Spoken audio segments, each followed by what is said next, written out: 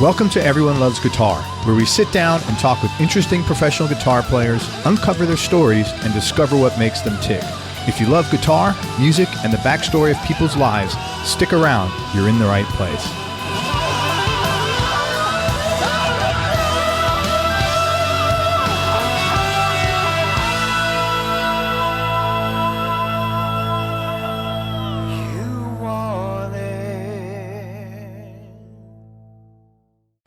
Hi, this is Craig. Just want to let you know you can now advertise here on Everyone Loves Guitar podcast. For more information, go to everyonelovesguitar.com/advertise. That's everyonelovesguitar.com/advertise. Hey, everybody, this is Craig Garber from Everyone Loves Guitar, and I'm really excited to have my guest on today. We're with Joe Gore, and I'm excited for a number of reasons. One, he's super intelligent. Two, he's really creative. He's got his hands in a lot of stuff. Three, he's got the same haircut as me, and he's just really easy to talk to, and I know this is going to be a great interview. So thanks, Joe. Thanks. Happy to be here, Craig, and hi, folks. Thanks for listening. I can't promise on the proving my point. I can't promise about the smart part. Oh, no. I've got my second cup of coffee here, so at least I'll be stupid very quickly. No, this guy's sharp as a whip. Let me tell you about Joe. And also, the other reason, man, he wears a pork pie hat and he plays a Hello Kitty Telecaster given to him by, like, Jane Weedland. Jane Weedland gave it to me. Right. I saw you online. When I saw that, I discovered you online like a year ago. I think before I even started doing these interviews. It was yesterday. It was just a year. And I said, man, that guy is really got to be an interesting dude. You're like quirky enough. I was like, man, I got to talk to this guy because he's going to have something to say. And just like your whole vibe was like, just on target, man. So I'm glad we got to connect. Well, that's an example of how cool Jane is because long before I had a Hello Kitty guitar, I'd gotten in the habit of photoshopping Hello Kitty guitars into historic guitar photos and using them on my blog. And I actually got to know Jane from watching Game of Thrones with her long before I was in a band with her. And she saw one of those pictures and said, "Oh, I've got a Hello Kitty guitar I never used. Would you like it?" That's how cool Jane is. Yeah, man. And I wish I could play it the way you do. So there you go. And speaking of Jane, I'm just back from a little tour with Jane's new band. She's got a new band called Elettrodomestico. It's an Italian word for appliance. It's an Italian home appliance, and it's her co-songwriter, co-singer is a great Italian musician named Pietro Straccia, Pietrostraccia, and the band's name Elettrodomestico, Elettrodomestico. Awesome, man. Just got home from a tour with them opening for X. Wow, that's not a bad deal. Opening for X. Holy shit.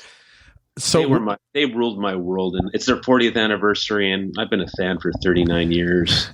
They were an important gateway drug for getting me out of classical music and into playing rock music again. Man, then you must know Smokey Hormel. Sure do. Great guy. Yeah, and he loves all that kind of music. And he's from out, I think, LA or San Francisco? He's in LA. Yeah. And he's played with Tom Waits a great deal. Yes. And played with Beck, and he's a fabulous Brazilian style musician and a guitarist I look up to a lot and a sweetheart. Yeah, real good guy. Well, hey, let me tell people about you. Joe's a San Francisco-based composer, producer, and multi-instrumentalist who's fluent in everything from classical music to, as you hear, punk rock and everything in between. He's recorded and or toured with Tom Waits, PJ Harvey, Tracy Chapman, Marianne Faithfull, The Eels, Courtney Love, John Cale, DJ Shadow. I love that dude's music. Amy Mann, Julieta Venegas, Orange Symphonette, Jerry Harrison, Action Plus, Meat Beat Manifesto, Carrie Underwood, Chad Blake, Flood, Tipsy, Kimya Dawson, Jill Sobule. Did I get that name right?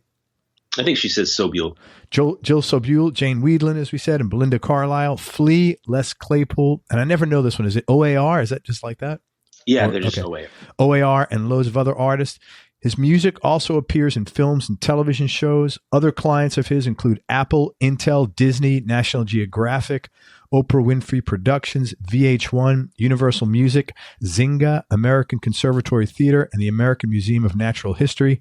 Besides playing guitar, bass, and keyboards, he's an expert at both Avid Pro Tools and Apple Logic. He's done extensive contract work for both companies. He's actually a major independent developer for Apple's Logic, GarageBand, and Mainstage programs. He's toured the world multiple times. He's performed on The Tonight Show, The Today Show, Late Night with David Letterman, Conan O'Brien, Carson Daly, Rosie O'Donnell, Tavis Smiley, Austin City Limits, and loads of different European programs. And man, this is what you need to check out. He has an incredible line of fuzz pedals, and they sound great. That's the other thing when I found you, I looked into that. I mean, they're really, really cool fuzz pedals. We'll talk about them. And they're used by people like Richard Fortis, who I'm having on the show next week. Blake Mills. Hi. Richard's a pal, and you'll have a great time. Richard plays in Guns N' Roses, but man, he's got the attitude of a 16-year-old who's just discovering guitar for the first time. That's awesome, man. Richard is pure guitar energy and a great dude. Thank you. I will make sure I say hello. Blake Mills, Lyle Workman, Mike Keneally, John Boldinger, who I had on the show, Adam Levy, who was on here, Avi Bortnick, who was on here, Jane Weedland, Pete Thorne, and loads of others. Joe's also a writer who's received 2 National Music Journalism Awards during his tenure as a senior editor at Guitar Player magazine. He was also the senior editor at Premier Guitar, and he also writes fiction as part of a collective of writers called Clubbo, Clubbo. And in his spare time, he does. No, I'm just kidding. How do you? It's a lot of stuff to pack in, man. Well, there's two messages buried in that long list. One, I'm old and I've been doing shit for a long time, so your past piles up. And the other is actually kind of revealing. I've lived in San Francisco for many years. I grew up in Los Angeles. I started out as a classical musician. I got a bachelor's in music composition from UCLA, and then came up to UC Berkeley to go to grad school, and where I got my master's, and I never left. So I've been in San Francisco for a really long time, and not quite 40 years, but getting close. We're a small town, and even back in the thriving days of the music industry, it's pretty hard to make your living. I don't think anybody was making their living as a quote session guitarist up here in San Francisco. Yeah. I mean, there's some work, and I did a lot of it. But from early on, the trick is all for me to have any kind of career has always been about diversifying. I've never, unless I'm on tour getting a weekly paycheck, I've never made my living strictly from playing music. It's always been some mix of recording and performing and touring and music journalism. I was editor of Guitar Player magazine for years, and more recently was a senior editor for Premier Guitar, and doing music work for corporations, doing a lot of writing and editing for music clients, and in recent years doing a lot of music product development with Apple and other companies. So it's kind of a long list, but it's really sort of a roundabout way of saying you have to do a lot of different things to keep your head above water as a guitarist, especially if you're not in LA or Nashville. Yeah. And even LA and Nashville, not so much anymore. Sadly, a lot of the folks I know in LA who were playing triple scale gigs 15 years ago are scrounging for $50 demos today. Yeah. So kind of no matter where you are, you got to mix it up. So I had a question about all this stuff that you do, like how productive you are, does it come from drive and ambition or something else? And part of the answer is going to be necessity is the mother of invention. Well, absolutely. But there's to get a little more personal with it, there's 2 more aspects of it. Both my parents were educators. They were definitely the high expectation types. And, from pretty early on, I was kind of a manic overachiever in school and was, aside from physical education and classroom behavior, I was always an A student sort of geek. And the other side of it that's the little more compromising to confess is I don't think I'm any kind of natural as a musician. I know people who are. I know people who just it comes to them easily and they never do wrong And I had to work really, really hard to get pretty good. And from early, from age, my first teacher was my mom at age 11. And from within a week or two of starting, that was it. I was just in there practicing as much as I could every day. And A, because I loved it, but B, because it was necessary. I had to work harder than a lot of people do to become an advanced player. I've actually met over my lifetime and then actually interviewed a number of guys who both their parents were educators. I mean, like Alex Skolnick, he's from that area. Oh, Alex Skolnick's parents are famous educators. Yeah. My mom was an elementary school teacher and my dad was a junior college dean. Professor Skolnick is an internationally renowned scholar, But there's a lot of pressure. Really, talk about overachiever parents. Yeah. Yeah. I feel a kindred spirit with Alex, except for the fact that he's about 10 times handsomer than me. But I think we bonded on that issue before. Yeah, he's a good guy. Great dude. Love Alex. In general, you don't and didn't and haven't taken the conventional road with things, which is, frankly, one of the things I find appealing about you, because it means that you either have your own agenda and you're not really concerned with what others are doing, or you're a little dysfunctional. And I like that. And either one of them is a great option for me, because if you could be a little dysfunctional and still do everything, it means you got some, balls and some moxie and some drive, which I always admire. For instance, one of the things I read was you did not play in high school bands, yet you were studying music at UCLA at age 16, and then you went to the graduate program, as you said, the composition program at Berkeley. How did all that come to be that, you weren't in bands, and that's, again, not the conventional road? It's a lot of things. Part of it is just being a bit of a contrarian by nature. I grew up in a very, very white middle-class suburb in Southern California that was, pretty homogenous. And I was definitely, one of the weirdos, one of the, music geeks, drama geeks, all that stuff. So I always kind of, thrived on being, not one of the jocks. And partly it was my parents. My mom had fairly sophisticated taste in the arts. And I think from pretty early on, I fused with the idea that creativity was really important. If it comes down to creativity versus craft, I'd go with the creativity. And that was really drilled into my music education, because at the time I was studying, it was kind of the last gasp of modernism. And there was definitely a modernist sensibility, drilled into me, that replicating the past was a minus and trying to find a way forward was a plus. I don't think I'm especially good at either of those two things, but my bias is always going to be towards something that stops you in your tracks and makes you say, what the fuck was that? That will always impress me more than somebody doing something very adeptly when I know what's coming next. Gotcha. So you like thinking out of the, I hate to use that term, thinking out, you just like the creativity is what you said. That's the best way to put it. This might sound kind of pretentious, but there's a poet friend once turned me on to a great quote from the poet Robert Graves.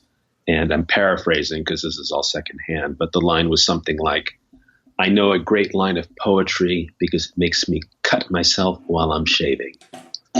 And that's kind of the buzz that I'm looking for in any sort of art or creative work. Like, what is that? This is alien. I've never heard this before. And for me, that's like a primal artistic buzz. And anything that tickles that, does it for me. That's really cool. I'm trying to just process that for a second, because I think that's really good. I think that pushes you to think a little more, if that's what you're looking for. Well, both, but also feel a little bit more. It's kind of a gut thing. And those are feeling, and some of the, the music I love most to this day, all of it hit me that way. Initially, whether it was, Ellington or Debussy or punk rock or, bands I've loved like Sonic Youth, or to use a more recent example, the guitarist Annie Clark, who every 30 seconds plays something that makes me stop and say, what the fuck was that? That's something that drives me. Yeah.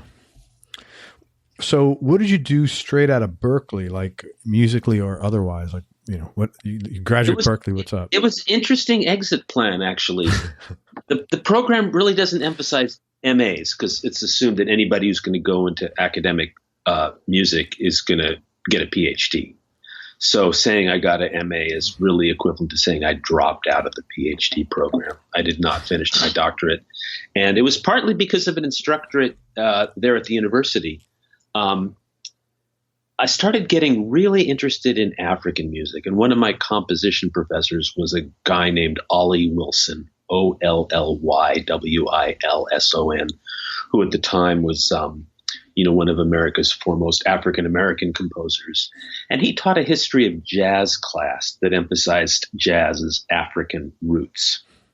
And we were using a textbook by a famous African musicologist named Kwabena Nkatia, Kwabena Nkatia. And his basic trip was identifying, the key values and properties of African music, and then looking at New World music, specifically, blues, jazz, R&B, and beyond, and identifying the Africanisms. And the argument is so convincing that to this day, I maintain an exceedingly Afrocentric view of American music. A lot of the music history books that say things like, the slaves brought the music from Africa, and, people from Europe bought their influence, and it all melted together in the unique melting pot that is America. I reject that. I call bullshit. Our music is mostly African, and saying otherwise is downplaying, the African genius. And, I kind of became obsessed with that. And I started, I took a class with the guy who was teaching African drumming at UC Berkeley. And he was a very renowned scholar, drummer, and dancer goes by his first initials, C.K.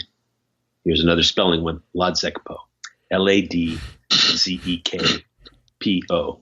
And he was from Ghana. I thought you were going to say his first name was Louis. Louis C.K. I'm like, where is this? Sorry, man. No, he was C.K.ing long before Louis was. But we called him C.K. And I started taking classes with him. And then I eventually wound up playing with him. And I was taking a lot of the concepts that I'd picked up as an outsider studying African music. Obviously, I can't speak with true authority about African music because I'm not African. I've never even been to Africa, in fact. But I started trying to apply those concepts to guitar, and then just became obsessed with African guitarists. And eventually CK invited me to play with him in a band he was in. And at this time in the 80s in Oakland, California, which is adjacent to San Francisco and UC Berkeley, there was the most astonishing expatriate community of West African musicians. Players who'd played with famous musicians, players who were stars in their own right in Africa. It was this amazing scene. And I got to play with giants, and, these guys were as important mentors to me as anyone else in my life.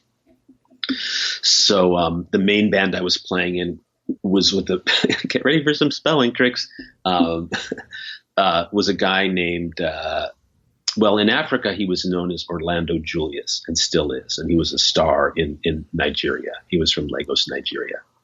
But Orlando Julius is his first two names. And I don't know why, but when he was working in the States, he went by OJ Ekemode, Ekemode. But if you're curious about his amazing music, just go to YouTube and look for Orlando Julius. And he was a horn player, but he coached me a lot on how to play those rhythms, how to work within the ensemble, how to feel it. And so I was playing a lot of high life and a lot of Afrobeat, and I was more excited about playing guitar in these bands than I was about finishing my coursework. So I dropped out to play with them, and that led to other bands. Post-punk hit it around that same time. I was not a punk, though I was a punk sympathizer. I was in LA when punk exploded, and saw a lot of important early shows, and was a huge X fan, and that started to drive a chisel between me and academia a little bit.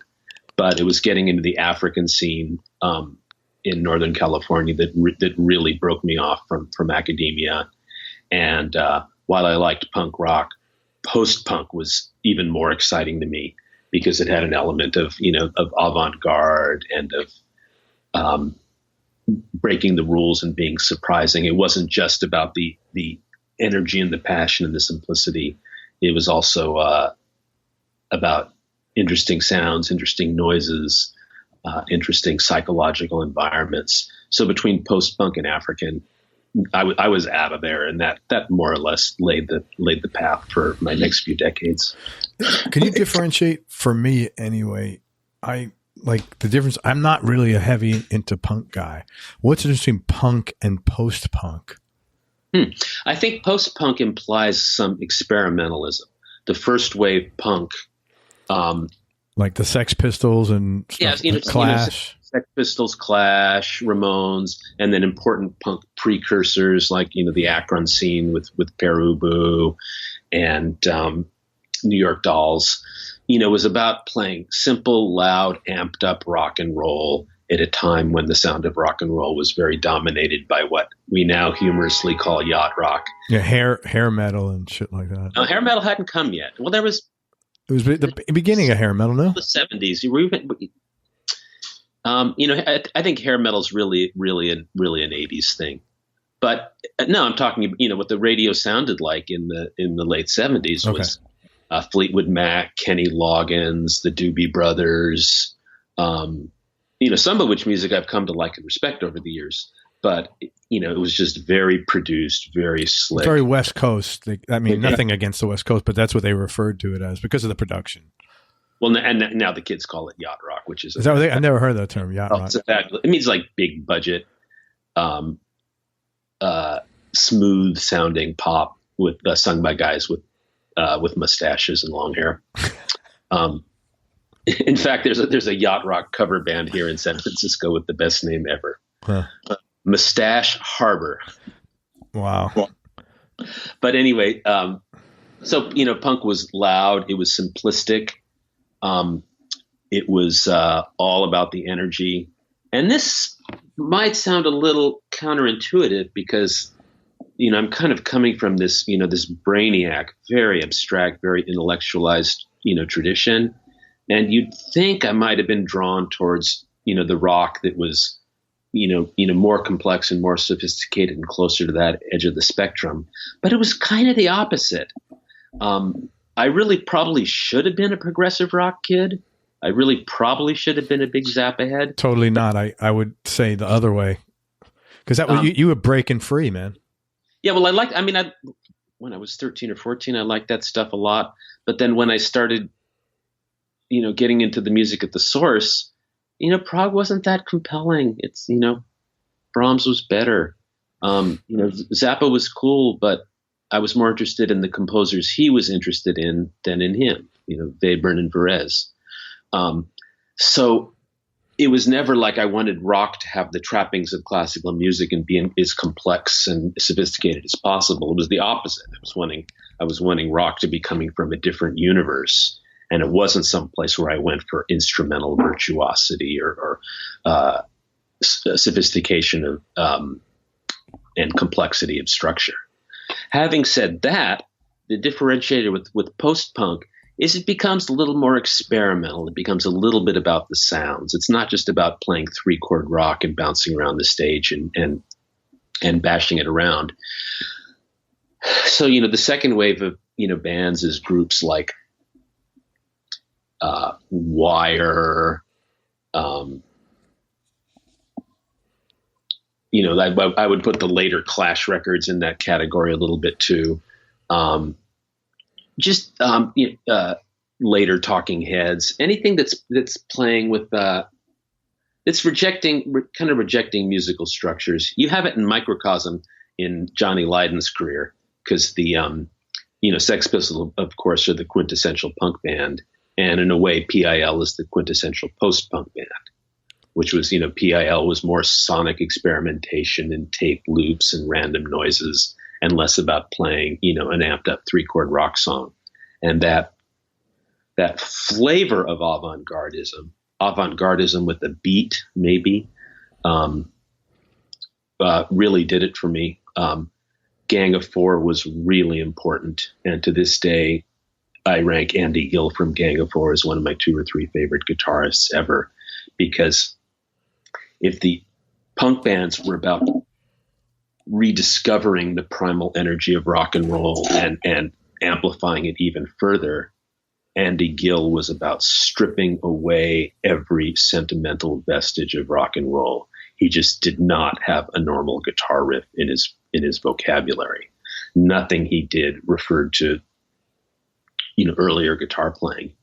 And, he was not a virtuoso. I should use the present tense because he's still out playing and sounding great.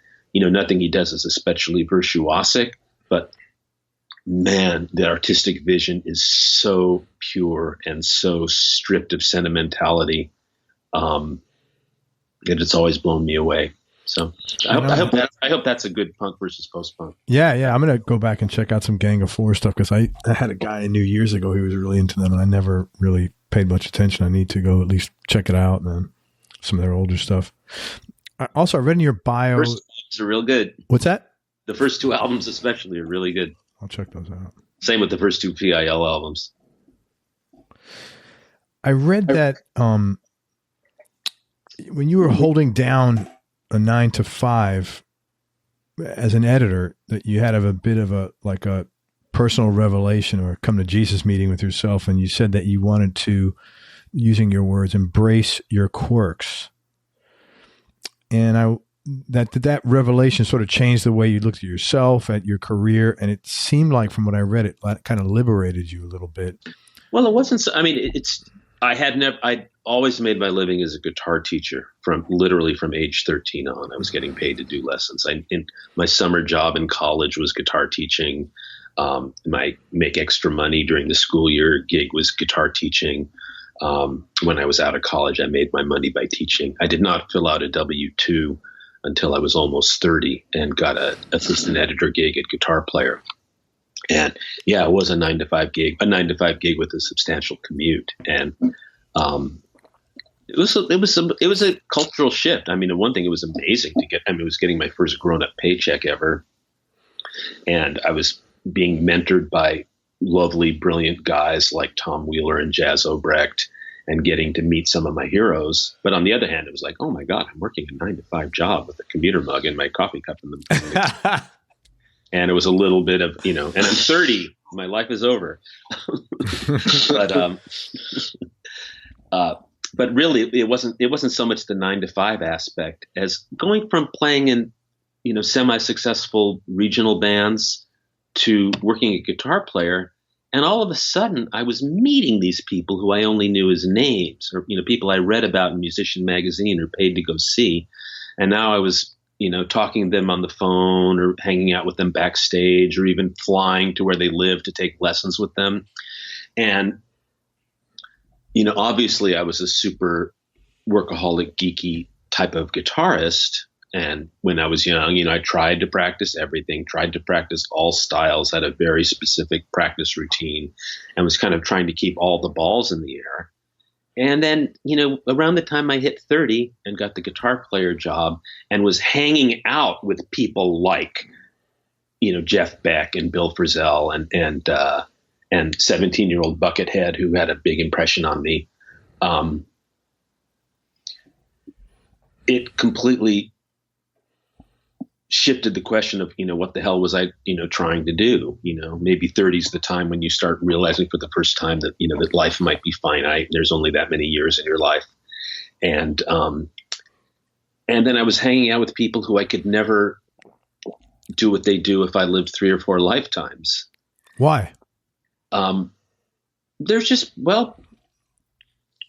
some people have a particular kind of genius. I will never play like Jeff Beck.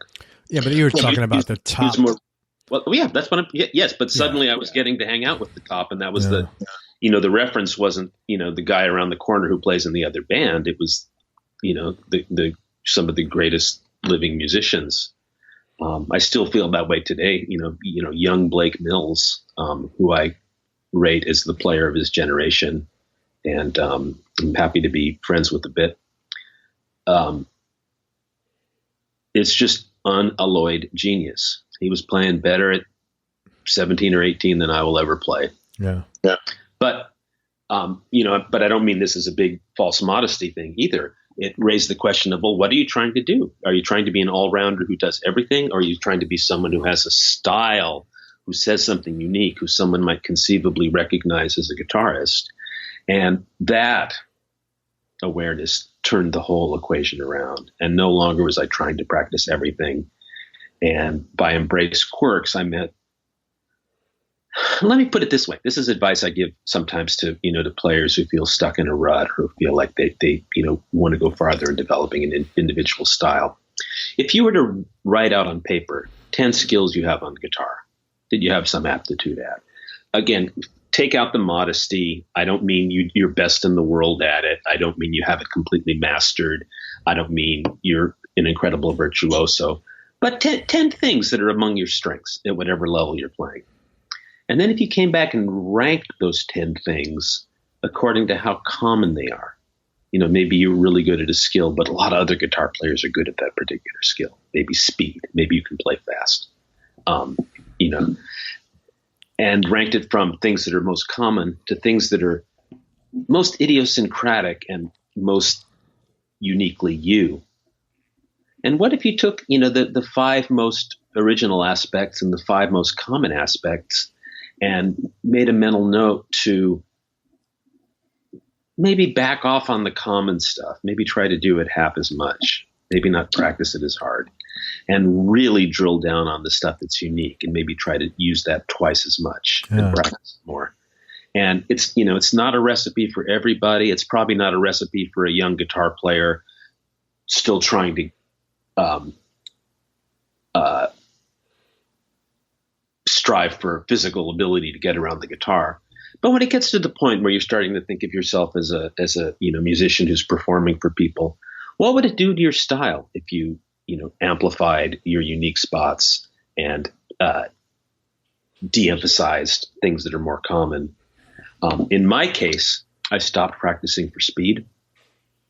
I used to, work for speed with a metronome. I just stopped and never came back to it. I don't care. A lot, and that might have been specifically getting to be friends with Brian Buckethead Carroll, because he's like genetically engineered to play fast guitar. It's in his hands, it's in his body, it's in his athletic background. And, why play fast if you can't play as fast as Bucket? Yeah. So it was, I gave up on speed. I played pretty well fingerstyle because of my, classical guitar background. So then I just jumped ship and started playing exclusively with bare fingers. And it meant playing shitty for 3 or 4 months. It was a real cold turkey thing, not being able to use a pick. But, I've done that since then.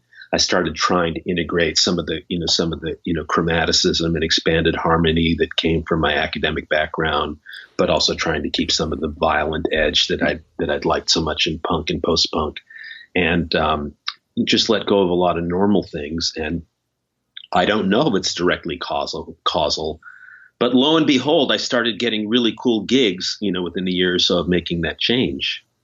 Can I see your hand? Your right hand, your nails. Short, but always there. Yeah. Okay. Oh, I'm sorry, I'm not on. Yeah. Okay. Quite short. But if they're shorter than that, I have trouble. Yeah, but they're present. Yeah. Yeah. Just curious what your nails look like. If you're only I've been manicuring nails, since I was 13 or so. Yeah. So let me ask you something about that. In your opinion, because you said once you made these changes, effectively things started opening up for you that allowed you to do the thing, to do what you were looking to do. Looking back, and this isn't an intellectual question. It's like, a math question, 4 + 4 = 8. This is not a definitive. In your opinion, though, do you think you opening up, put it this way, you embracing what you like allowed you to be in sync with the universe? I sound like I'm from California now, right? Or and not the Bronx. Or do you think that Oh, my mom was from the Bronx. Oh, is she? Or do you think that the universe sort of made way for you because you were now sort of not fighting? And it's like we should be smoking weed asking that question. I know it's too deep. No, it's simpler than that, and I can't take much credit for it. My first big break playing for a named musician was Tom Waits, right. And that came directly through Les Claypool, the great bassist. And I knew Les because he was a roadie for my Almost Was band in the 80s. So I've known Les since he was a teenager. And a few years later, my band had fizzled and the world had discovered Les and Primus. And Les, God bless him, recommended me to Tom Waits. And I ended up doing a lot of Tom Waits. And Tom Waits is an artist who commands such artistic respect that that opened a lot of doors. And a lot of gigs that came after, were because of playing with Tom. I know that's why Polly Harvey, asked me to play with her. So it's not so much being aligned with the universe as being aligned with Les Claypool. So you think, but you don't think that, I don't know. It seems like when you're doing stuff that you're comfortable with, that's just natural, there's a lot less stress in your life. And I think, for me, it seems like when there's less stress in your life, things happen easier.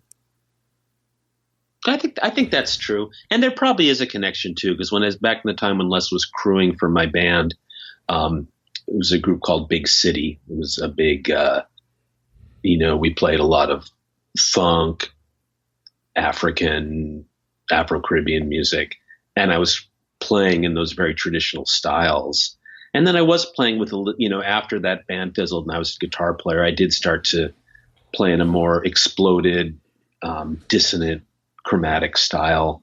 And I think Les really related to that. The few times we jammed after the band had broken up, he must have liked it. He asked me to play in a solo album, but I think the more radical style and the less traditional style, Les dug. And who knows, maybe that did have something to do with him recommending me for Tom. Yeah.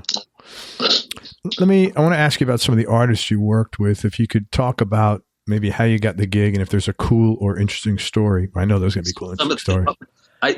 Some of these are going to be embarrassingly rinky-dink. Okay. Well, maybe you can suggest somebody better. But the one I want to ask you about is DJ Shadow, because he's got that record, Dark Days. Mm-hmm. Man, that is just, I've listened to that 40 times, man. That's just an amazing, and that's not my style of music to listen to, and that groove is just, everything about it is so intense. I love it. Well, the DJ Shadow thing, I never toured with them. It was just, I just played on, God, I don't remember the name of the album, but the main thing I did was a song called Broken Levee Blues, which, much to my surprise, is practically a guitar solo with a recitation over it. It's not even really a beat band track. And that was via, a mutual friend who was DJ Shadow's producer at the time. He goes by the name Count, like Count Dracula, but his real name's Michael Eldridge. That's Michael spelled oddly, Mikael, Eldridge, ELD. RIDG. Cool dude, very creative producer. So he brought me into the DJ Shadow project. And it's kind of an interesting one because that was a case where he had put the piece together using a needle drop, using a bit of guitar playing off an old bit of vinyl. And it initially started out, basically, he just wanted me to copy the loop, so that he could use it without tracking down the license. And that's a pretty common thing to do in sample-based music. But then we wound up sort of expanding on the idea, and at some point along the way, it became kind of a solo guitar piece. But in a way, the genesis of that whole performance was really just a scratchy old R&B guitar, like probably from 1970 or so, off some album you've never heard of, by some guitarist you've never heard of. How about Jane Wiedlin and Belinda Carlisle? Well, okay. The thing I did with Jane and Belinda was play on a yoga record that they made. Oh, and I've only met Belinda a few times in passing at Go-Go's concerts, whereas Jane is family. We watched 7 seasons of Game of Thrones together, and if that's not an emotional bonding experience, I don't know what is. And then I eventually wound up playing with her in her band, and so she brought me into that project. So it's mostly through Jane. Did you, in fact, wear yoga pants while you made the yoga album? If you call like greasy guy sweatpants yoga pants, it's possible. Flea. But they weren't Lululemons. Who could afford those? Flea. That's a funny one. I love Flea. Flea is a great dude. That was a strange one. I met him working on a record that kind of got no attention at the time, but I think was a pretty important record stylistically. It was a record with the great composer and trumpet player John Hassell, who is part of that minimalist experimental circle that includes Brian Eno and Harold Budd and so forth. And he's a one of a kind trumpet player who plays just beautiful, beautiful stuff in this very naked human voice. He borrows a lot from Indian music and other world musics. And around 1991, I'm thinking, could have even been 90, he made a record called Blue Screen. And it was very, very sample intensive. On the album liner notes, I think he credits 2 samples, but the album is basically nothing but samples. There's probably 100 unlicensed samples on there. But this was the Wild West days when sampling was fun. And to my ear, it was a huge precursor of trip hop, 3 or 4 years before, Portishead and such came along. So it was kind of down tempo, really moody stuff. He was sampling Ellington and Les Baxter and interesting things. And the band he put together to play on it was Brain, who's was in both Guns N' Roses and Primus, but he was also the drummer in that 80s band I played in that Les Claypool roadied for. Some of these connections go way back. Pete Scaturo, that's Scaturo, who was in the Limbo Maniacs with Brain and is a big producer in his own right and is now a very high up music executive at Sony. And a rapper named Black Lion, spelled capital B, capital L, capital K, Lion, and Flea. That was this group he put together. So that was the first time I met and played with Flea, and loved playing with him. Kind of got to be friends with him, got to do some amazing Chili Pepper stories. Back when those guitar magazines had a budget, I actually got to go and hang out with the Chili's while they were recording their great album, Blood, Sugar, Sex, Magic. Like in the haunted house with,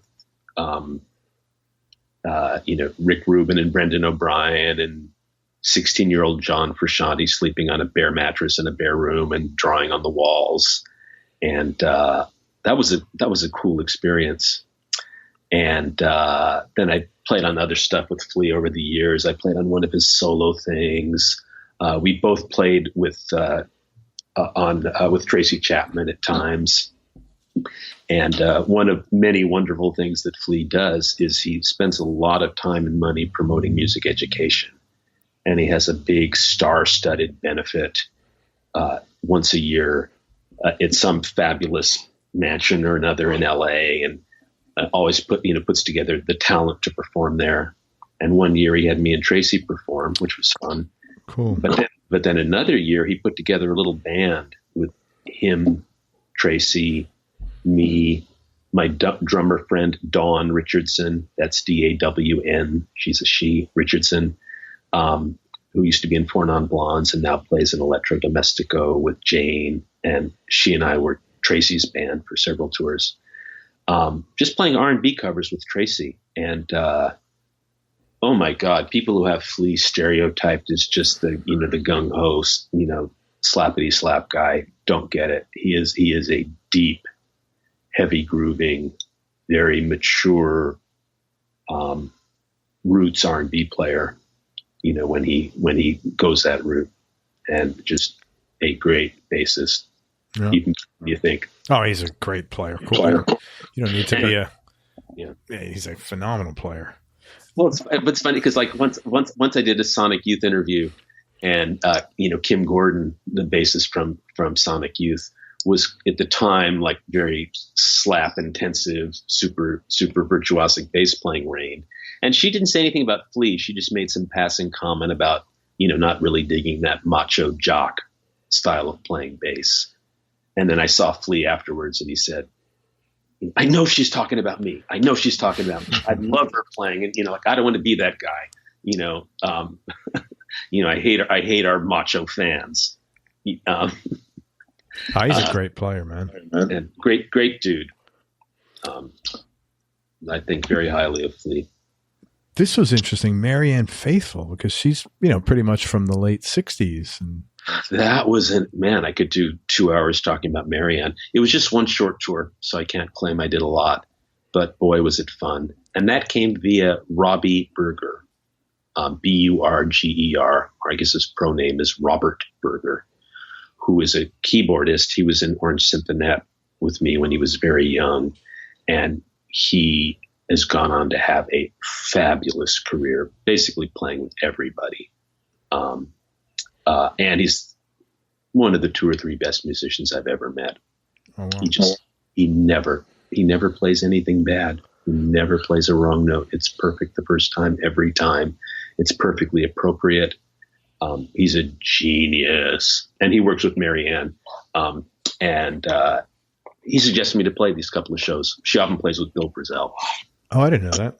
Bill's way better than me. It was really fun, and she lived up to her reputation. She's brilliant, funny, bitchy, sarcastic, doesn't suffer fools gladly, a great raconteur. I guess that would be a raconteuse. Great storyteller, great gossiper. Every minute was amazing. I heard so much funny stuff, and so many questions, so many things about, especially about the 60s and 70s. And she's had such a colorful life, and she's brilliant. Her autobiographies, especially the first one, are fantastic. And this isn't like ghost written as told to bullshit like the Keith Richards autobiography.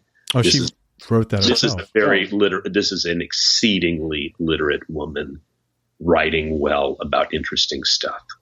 Her parents were famous, I guess you'd call them educators, social leaders. She grew up she didn't grow up super wealthy, but she grew up in an environment of great intellectual privilege, and she's smart as fuck. That's cool. I don't know anything about that. And it's funny, driving around in this van, like half of it was rock gossip. But I also remember having this long chat with her about the Brontes and her, her theory about how some of their styles emerged. And Marianne is cool and fabulous, and boy, does she command the stage when she wants to. Very cool, man. Thank you. Joe, you've been involved in like so many different, like really cool projects. And I don't know if it's possible to answer this, but can you pick maybe the top 3 experiences you've had musically, either because of the work you did or the richness of the experience or the people involved? Well, I'll answer the 3 that pop to the top of my mind. Perfect. And I'm not thinking very deeply. And if I leave out anybody who I should have included, my apologies. Are you talking specifically like, playing with artists and recordings or any aspect of stuff I've done? No, anything that you've done that has just like hit you as being really rewarding. Well, I really like I can't sing. They won't even let me sing on gang vocals on records. My voice is so awful, but I do love accompanying great singers and songwriters. So the 3 big things that pop to mind are Tom Waits, Polly Harvey, and Tracy Chapman, who were 3 people I rate as bona fide geniuses, and 3 people I was fans of before I met them, and 3 people I can't believe I've had the opportunity to spend time with them and play with them and sometimes tour with them. Yeah. So that's. But then it's easy to think of 10 more things that aren't as famous, but are just as gratifying. I'm working right now with an old friend who I've known since the beginning of the 80s. It's a guy named Stephen with a PH, Yerkey, Yerkey. Check him out on YouTube. He's as good of a singer and songwriter as anybody I've met. He's eccentric as hell. He's a genius, and nobody knows who he is. It's been a decades-long frustration that he's not an international icon. And I hadn't seen him in many years. I met up with him again recently. He's 67 years old now. He sings like a 20-year-old. And we're doing a new project called 2-Car Funeral. We're working on a record now. It's not out yet. But if you YouTube Stephen Yerkey, if you like great Americana singer-songwriting, Steve is as heavy as it gets. He's from West Virginia. He has very authentic, gospel country sorts of roots. But he's also a great intellectual at the same time. And his writing is sort of like a cross between Hank Williams and James Joyce or William Faulkner. It's very, very funky and rootsy, but also very of very lofty intellect. And he's got a mind-blowing, 3.5 octave range voice that he knows how to use. Check out Stephen Yerkey. You're in for a treat. So, even though, with Steve, he's not famous. 2-Car Funeral isn't big yet. I hope we are. But, we're playing rinky-dink little shows, and it's just as awesome as playing, a big theater with any of the famous people I mentioned, because he's so damn good. And one thing I should ask you if you're comfortable. You mentioned to me just a few minutes ago before we started this that you've probably done about 2,000 interviews yourself. And I'm not going to ask you the same question people ask me, which is, what's your favorite interview? Because it's I'm happy to answer. I'll answer that question very happily. Oh, you have? Okay, go ahead. Well, that's pick 2 or 3. Well, let me put it this way. Yeah. Well, let me put it in 2 different categories. Yeah. Let me first start with pure fun. Just had the time of my frickin' life. Number 1 is Robert Smith from The Cure.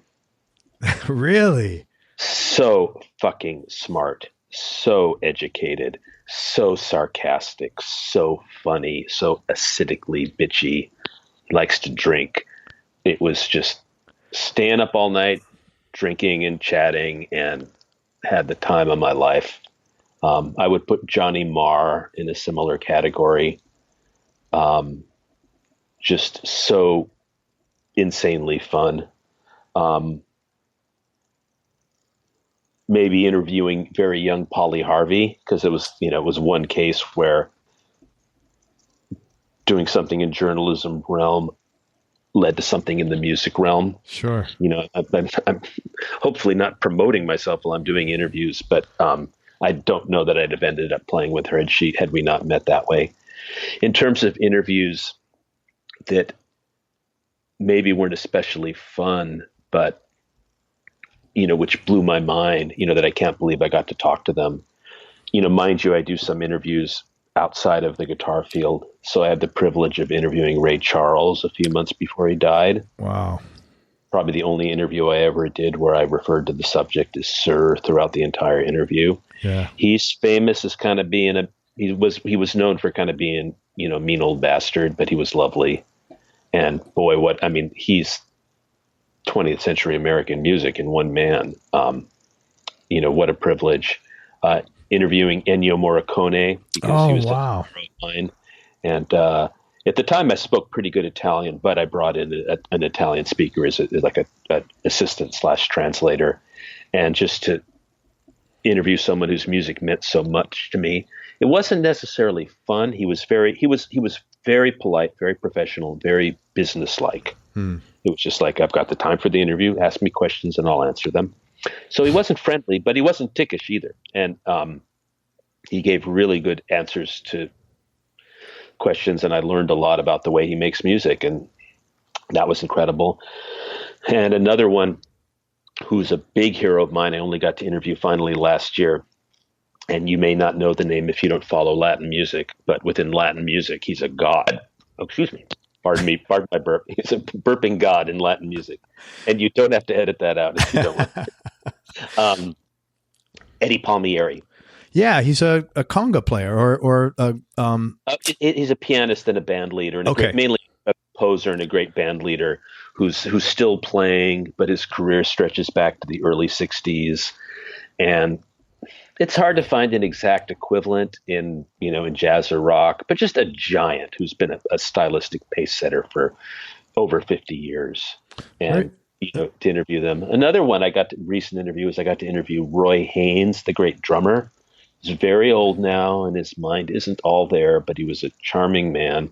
And this is a guy who played with Charlie Parker, who was there at the birth of bebop. Oh, wow. So when you get to talk to some of these people who, live the history that you grew up learning, that's just amazing. Yeah, that is really cool. So I'd say those interviews that were just so much damn fun. I couldn't believe it. And interviews where I was like, oh my God, I'm a witness to history. And not to end on a grim note, but there's also something really poignant about people you've interviewed who aren't here anymore. Yeah. Yeah. Stevie Ray Vaughan, Sonny Chirac, many more that are not popping into my head right now. Sterling Morrison from the Velvet Underground. That's in retrospect, those encounters become, more precious. Very cool, man. Thank you. Sorry, I'm just taking a quick note here. Oh, do what you got to do. I'm good. Okay. Let's talk about your pedals for a minute because... oh, sure. Do you have a particular question or should I just launch into this? Yeah, no, I have some. Okay, so... Okay. First, I have a bunch of questions. I want to consolidate. So first of all, I just got to tell you, your videos, demonstrations are awesome. Oh, thank you. They're so good. Your best quality when you do stuff is like you're a regular guy, and people don't, I think, realize how valuable. I'm rarely accused of being a regular guy. You're very relatable. No. You're like, you're not. You're very. You come off super approachable, and which you are. But when you're a regular guy, you can relate to the average guy the way you're talking, sitting, playing, dressed. I mean, it's an inviting. It's like you want to see someone. It's hard to watch somebody, and I know how talented you are as a guitarist, but you're not playing at that level. You're playing at the regular guy level. It's like tangible, and that makes all the difference in the world. Does that make sense? So it's a compliment. I hope it came across. Like that's about a dozen compliments, and I appreciate every one of them. It's nothing self-conscious, but I would say this. I do have a 30 years of experience of talking to guitarists, with gear reviews. I've written lessons, interviews, and I've been in the profession of communicating information that I'm privileged enough to have received to readership of peers, who many of whom have the same passions that I have, and pomposity is not very effective. No.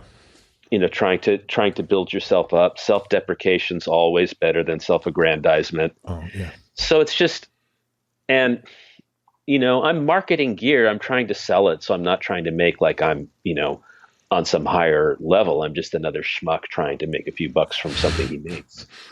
But at the same time, I just kind of can't help but be honest about stuff just because I'm used to it. I can say, if you like this kind of thing, you'd probably like this pedal. And if you're not into this kind of stuff, just go find something better. It won't work for you. Yeah. Yeah. I mean, you're good about so there's that. I think there's a plain spokenness and a sense of, I think I haven't thought about it for years, but when I was first starting to write for guitar magazines, I did think of a voice, like an ideal guitar magazine voice. And then later when I became the editor of Guitar Player, was a voice I tried to cultivate to the extent I had any power over it.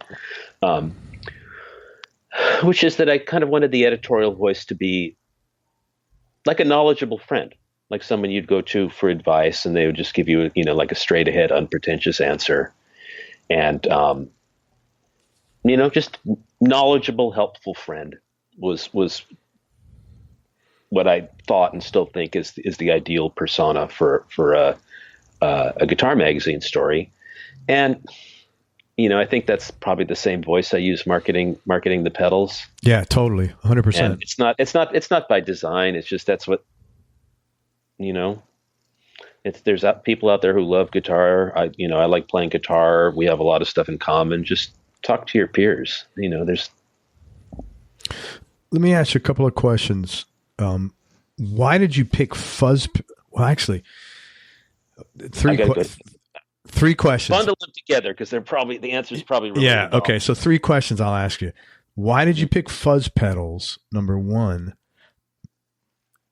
Because it's so competitive. Number 2, how have you managed to come up with so many different fuzz pedals that are actually different? And number 3, this is a personal question. I mean, for my personal benefit, which I don't usually do, but there's a pedal out there called the Spaceman Sputnik. I'm a big fan of Spaceman pedals. They make lovely stuff. It's an arm and a leg.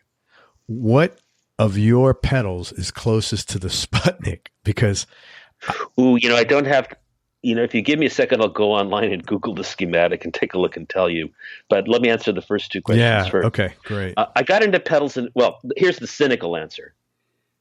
Fuzz pedals are relatively easy to build. Okay. They have a low parts count. They're pretty simple. If you're going to start out building fuzz pedals, fuzzes is probably going to where you start. So that's the cynical answer. It's great. Easy. The more truthful answer is I got into this in a weird way. One of probably the most fun sound design, music for hire gig I ever had has been working with Apple on Logic, GarageBand, and MainStage. They're 3 music creation programs. And I'm very heavily NDA'd. But a lot of the work involved listening to analog gear and figuring out the best ways to replicate it in digital. So there was, it involved listening to a lot of equipment for a long time in something like lab conditions, which, I got a lot of insight into how things work and why they sound the way they do. And after I'd made thousands and thousands of sounds, out of the blue, Tracy Chapman said, "Hey, let's build some fuzz pedals and get out a soldering gun and make some pedals. That'd be a fun craft project." So actually she prompted me. Wow. How cool is that? Oh, well, she's a great tinker. No, but how cool is it that, like, I always think it's amazing like when the genesis of something that started off and turned like on a whim or on a hobby turned into like a little side hustle. I think that's great. Well, it became a kind of an obsessive money losing hobby. And, so I started making copies of other stuff. And then after you've built 100 pedals or so, you've inevitably stumbled on a few original things. And, the reason that I focused on fuzz is, I like digital guitar. I split my time between analog digital guitar. I tend to regard them as two separate instruments right now, like piano and saxophone. But I'm happy to play through modeling gear and digital stuff all day. So I don't have, any kind of analog is supreme agenda. Right. And obviously the quality of digital sound creation just is improving logarithmically, and it's come so far in the 20 years since it's been around. But there's a couple of areas that are still kind of problematic for digital, and a particular one is the non-linearities that get introduced into a signal when you introduce various kinds of distortion. And you can get great distorted sounds digitally. But there's a whole universe of colors and shadings that digital doesn't really do yet and might not for a while. There's a couple other effects that I'd put in the same category that I think digital tends to be a little bit weak at. But that's changing all the time. For example, I would have said, I hadn't heard a really good digital impersonation of a Bucket Brigade analog delay. But Source Audio's Nemesis pedal kind of crossed that boundary for me. That's a little bit of a self-serving answer because I was a sound consultant on that device, though I didn't have anything to do with engineering that sound. So cross that off the list. So fuzz is kind of where the color goes. And having played in digital and having had the experience of being able to do too much, be able to do any possible manipulation you could, it instills a love of the opposite. Of the simple tactile joy of plugging a guitar straight into the amp or plugging into a fuzz pedal straight into the amp. And so that's where the pedal thing went. So my pedal interests were very primitive. They were sounds that you probably can't get in digital. And the main thing is it was shit I liked that nobody was making. Just play with these things and I think that sounds cool. I'd use that on my pedal board. And that's how all these things came about. So it was just out of like what you just did stuff you like. Okay, so I did stuff I like with an emphasis on things that are digital's weak point still. Okay, that makes a lot of sense. And they're also I've reviewed hundreds, if not thousands, of pieces of gear over the years. So I'm used to evaluating gear, and I have probably had a chance to play more guitars, more pedals, most amps than most players get to. Yeah. And, there's personal preferences too. I think most distortion pedals are too gainy. I think a lot of distortion pedals have a phenomenon where they sound pretty cool in the bedroom, but if you flick them on while on stage with bass and drums, it makes it sound like someone unplugged your amp.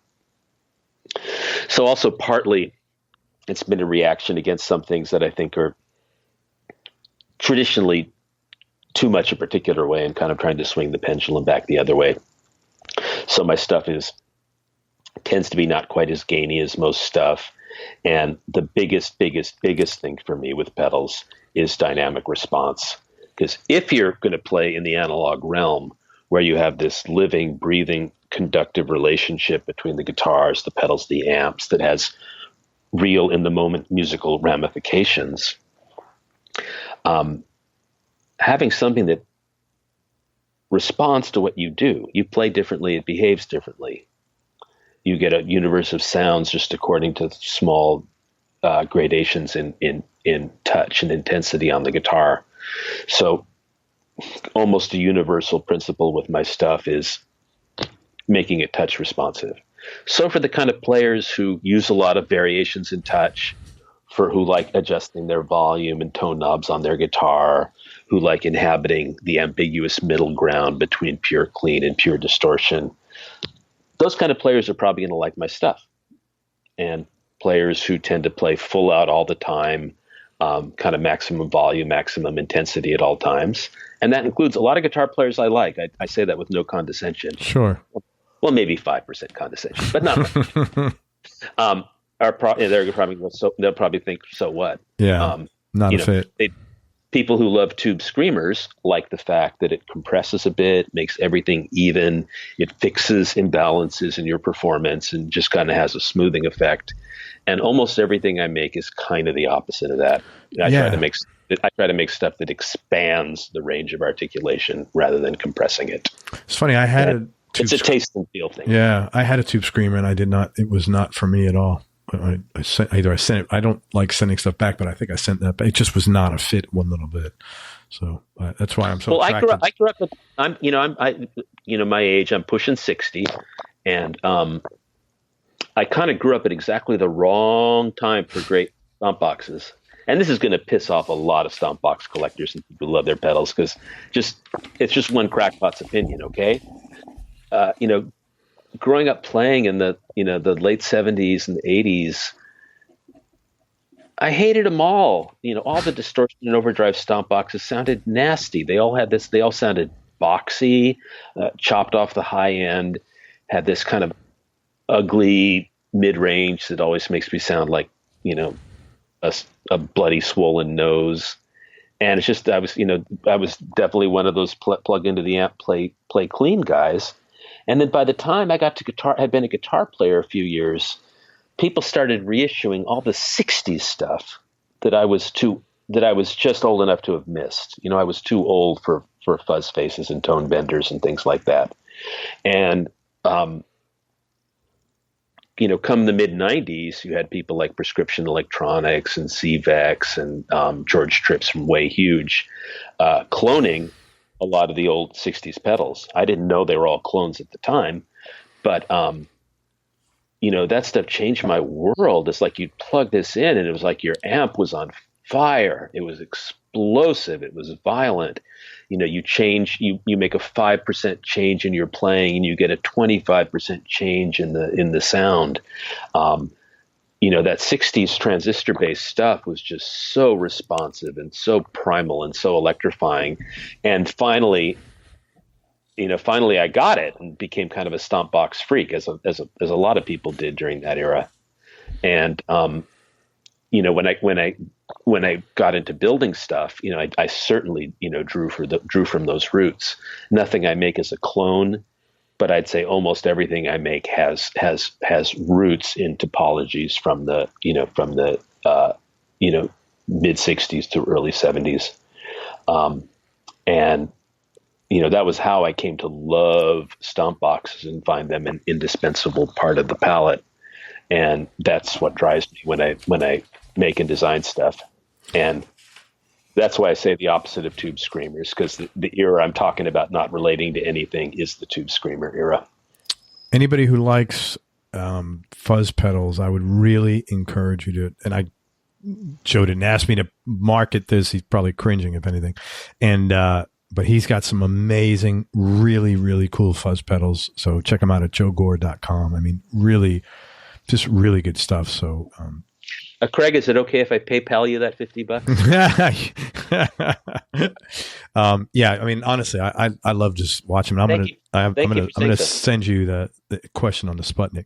Hey, man. So you mentioned yesterday you're originally from L.A., but you grew up in San Fran. No, I grew up in the San Gabriel Valley, the smoggy, culturally deprived, culturally homogenous suburb of L.A. It's the wrong valley. It's not the valley. The valley is the San Fernando Valley. And I was kind of a weirdo at kind of a almost entirely white, almost entirely Republican sort of culture. I just wanted to get the hell out of there. I hated high school. I hated middle school. I hated where I was. I liked my parents okay. And went to college on the young side the minute I could.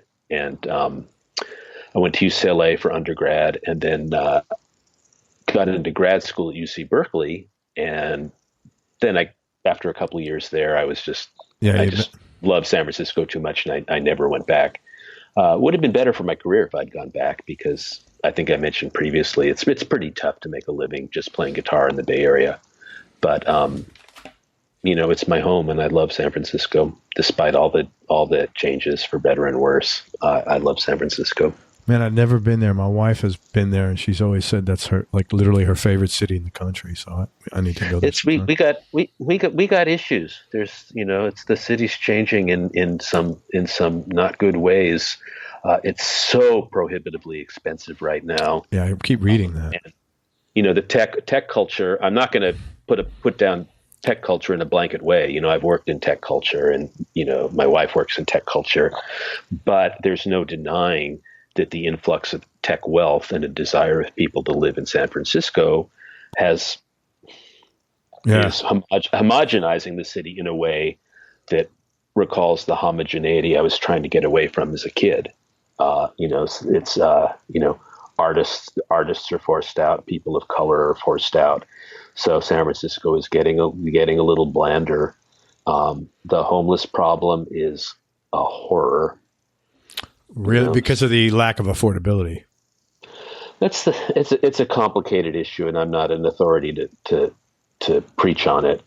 But I would say to some people who come to San Francisco as tourists and are shocked by the homelessness, bear in mind, if it was Los Angeles, they'd just beat them up, throw them on a bus, and drop them on Skid Row. San Francisco does have a tradition of more, liberal live and let live, and you don't have a wagon rounding up the homeless people and dumping them at the city limits like in most places in America. But and there's a lot. The city works very hard to provide services, but there's no denying it's a nightmare. It's just you see misery on the streets. Wow. It's we got a dark side to what we do, but also we lead the world in technology, in green technology, in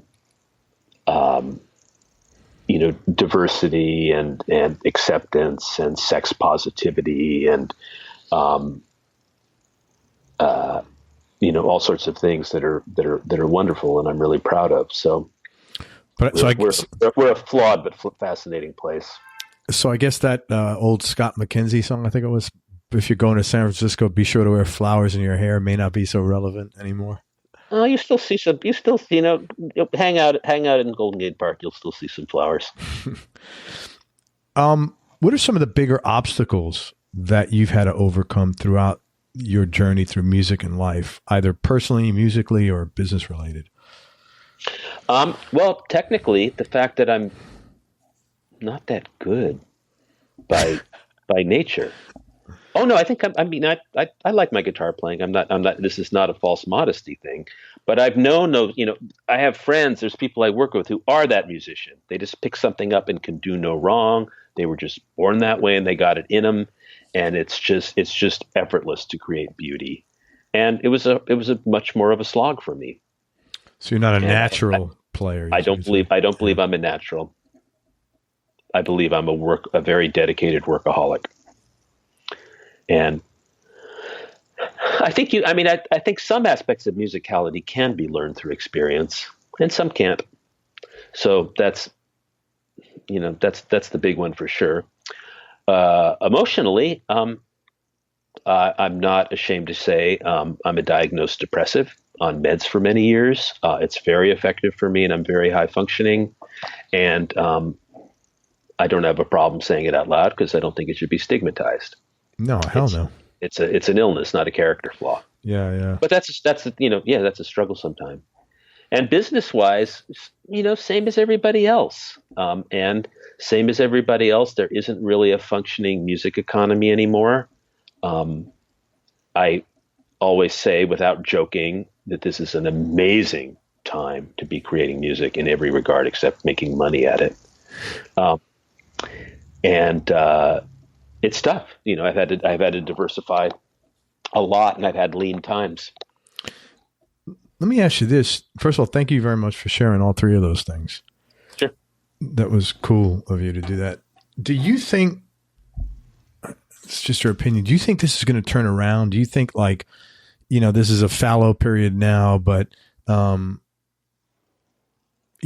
it's a precursor to something else happening? I don't know the answer to that question, but I've had people. I'd put it this way. Human creativity and human soul is infinite. No matter what happens, somebody is going to be creating beautiful, inspiring things. We don't see what form it's going to take yet. And this also gets into the issue of, when you and I were speaking outside of the interview, we were talking about readership and the demographics of guitar. And it's no secret that, the demographic is aging. And, to hear the readers of angry guitar magazine readers tell it's because, these goddamn no talent kids just don't have the passion to sit down and learn an instrument when they can just push a button and make a hip hop song with no talent. And my 5-year-old can do that. And I think all that stuff is bullshit. I think there are moments in time when certain modes of artistic expression have a lot of juice.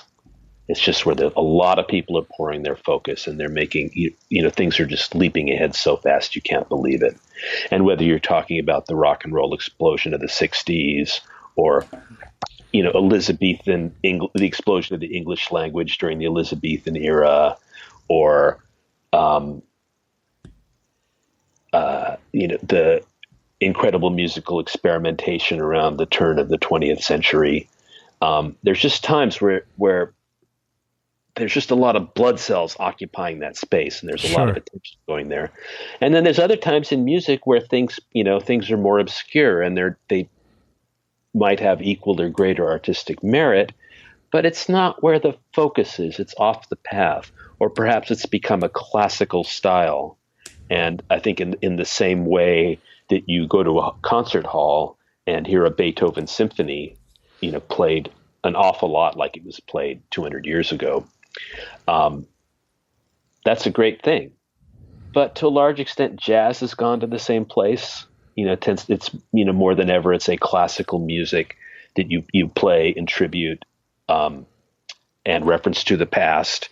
And rock and roll's really gone that way to a great extent too. And, it'd be foolish to say like the guitar is the guitar community is dying off and the instrument's going to go away. Nonsense. And also, I think I mentioned offline, you have young players like Blake Mills or Julian Lage who play as well as anybody who's ever played guitar, period. So, obviously, guitar and great guitar players and great guitar music is not going to vanish, but it's kind of getting tired.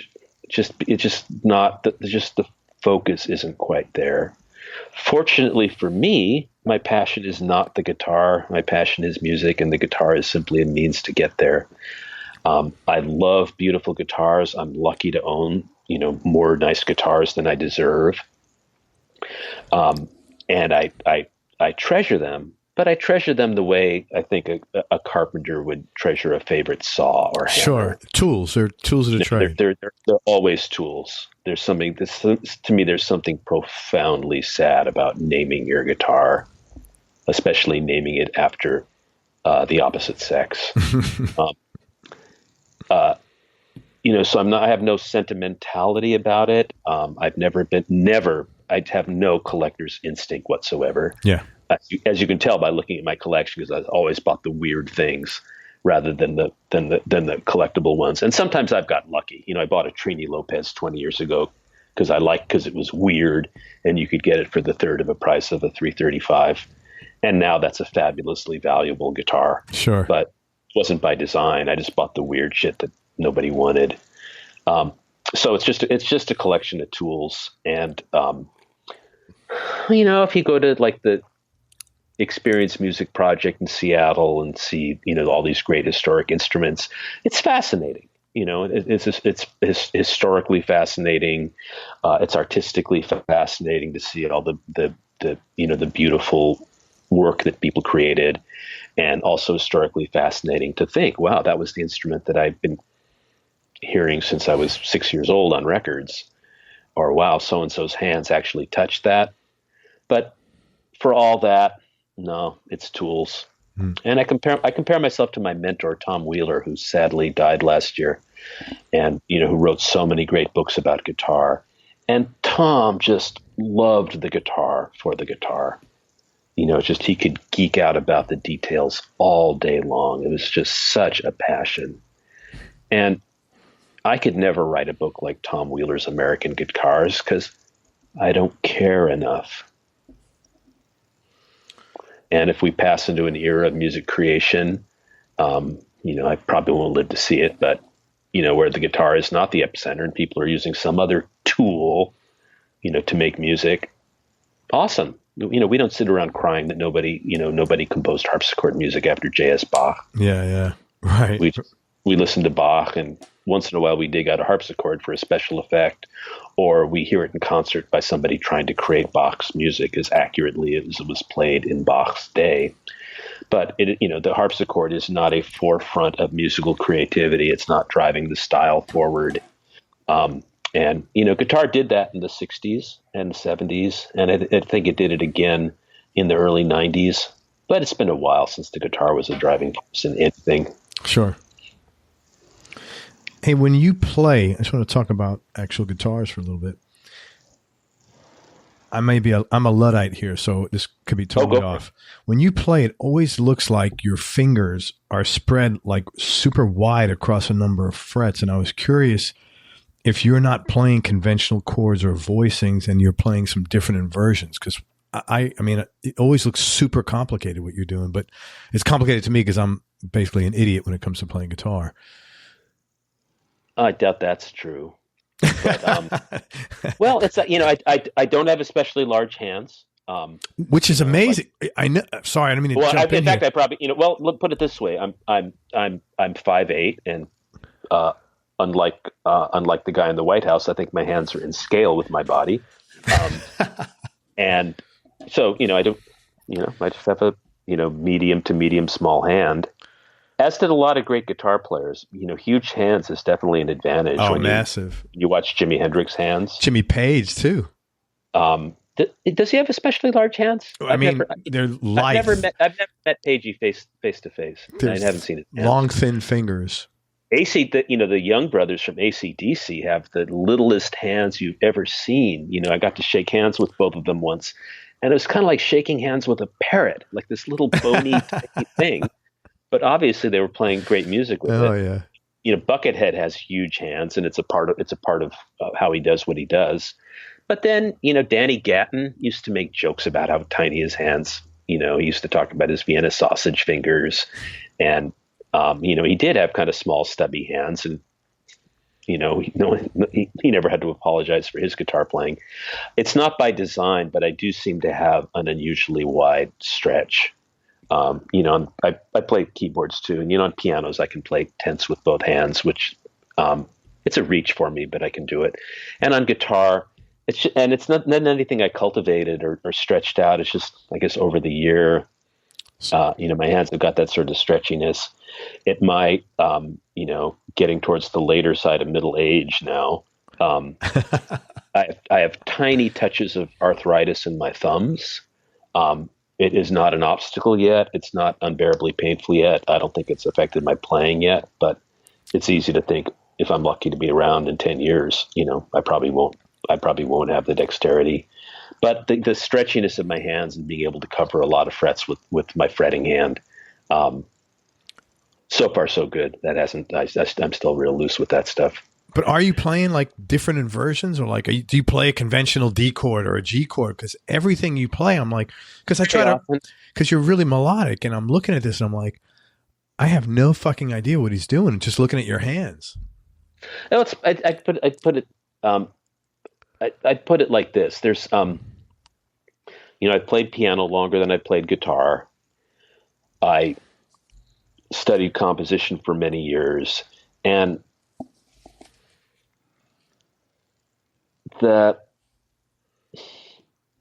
let me sidetrack a little bit. I promise to swing back to the question. Question of music reading. Should a guitarist read music? Believe it or not, I really am going to tie this knot, so bear with me. Okay. It's a really good question, and I don't have a definite answer for people. I did happen to be that guy who learned to read music, and I read really well. I read music as well as I read words on the page. I can look at most scores and hear what they sound like in my head, and I can literally play guitar and imagine the notes on the page scrolling by in front of me. Is that an advantage? Sometimes no. If I made a list of my 10 favorite guitar players, I don't think a single one of them is a music reader. I mean it. And there's nothing magical about music reading. When I taught, and I'm getting back into teaching again, I never forced it, though I would teach it if somebody had a desire to learn it, often because they plan to go to music school. But the one magical thing about reading music, the one way.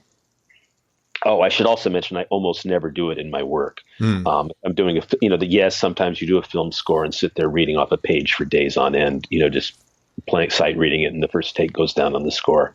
And I kind of like that kind of playing. But it's 2% of my work. It's nothing. You really don't need to read music to play guitar. Sure. But having said that, the one thing that's really good about music reading is you start being able to think of music that doesn't exist in your hands. If you're composing from guitar, you're experimenting with where your hands go on the frets. And your hands tend to go to the same places over and over again. Right. Not always, but it's a built-in tendency. When you read music and can think of and hear and conceive music as notes on a page, it unlocks a universe of possibilities that are not going to come from your muscle memory, that are not going to be the natural thing that falls under your hand.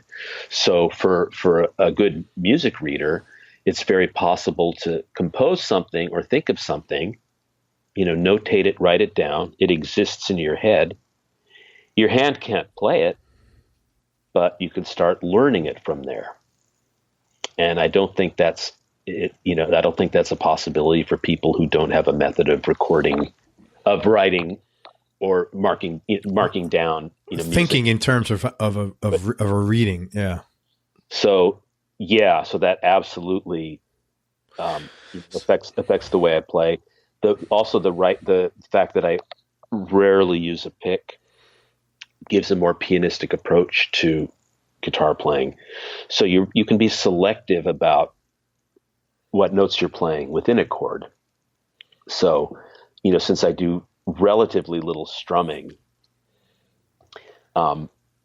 if I'm playing a D chord, it's not so much put my fingers on the D box as, well, where do I want to put the D, F sharp, and A on the neck, and what kind of voicing do you want? So, like watching my fretting hand. Yeah, it's like you probably see a lot less like normal chords. I don't know. I just don't know what the hell you're doing. Yeah, well, think of a imagine. I want to know, Joe. Imagine a G bar chord with an E shape. Yeah. I probably more than most guitar players, I'd tend to not play the bar chord and just finger the notes that I want to play within the chord. Yeah. Because of your knowledge of the neck. So it won't look. So it's a. Yeah. I'm just playing the same old G triad anybody else is playing, but my hand isn't making that. Yeah, I get it. I totally get it. That blocky pattern. So I definitely think less in terms of chord shapes than most players, but we're all just playing notes. And if you break what I'm doing down theoretically, it's just another way of getting to the same place. Yeah. Thanks, man. Hey, what's your go-to guitar right now? And what other two guitars of yours would round out your top three? Oh, wow. God, that's really hard. I like playing different guitars because they bring out different things.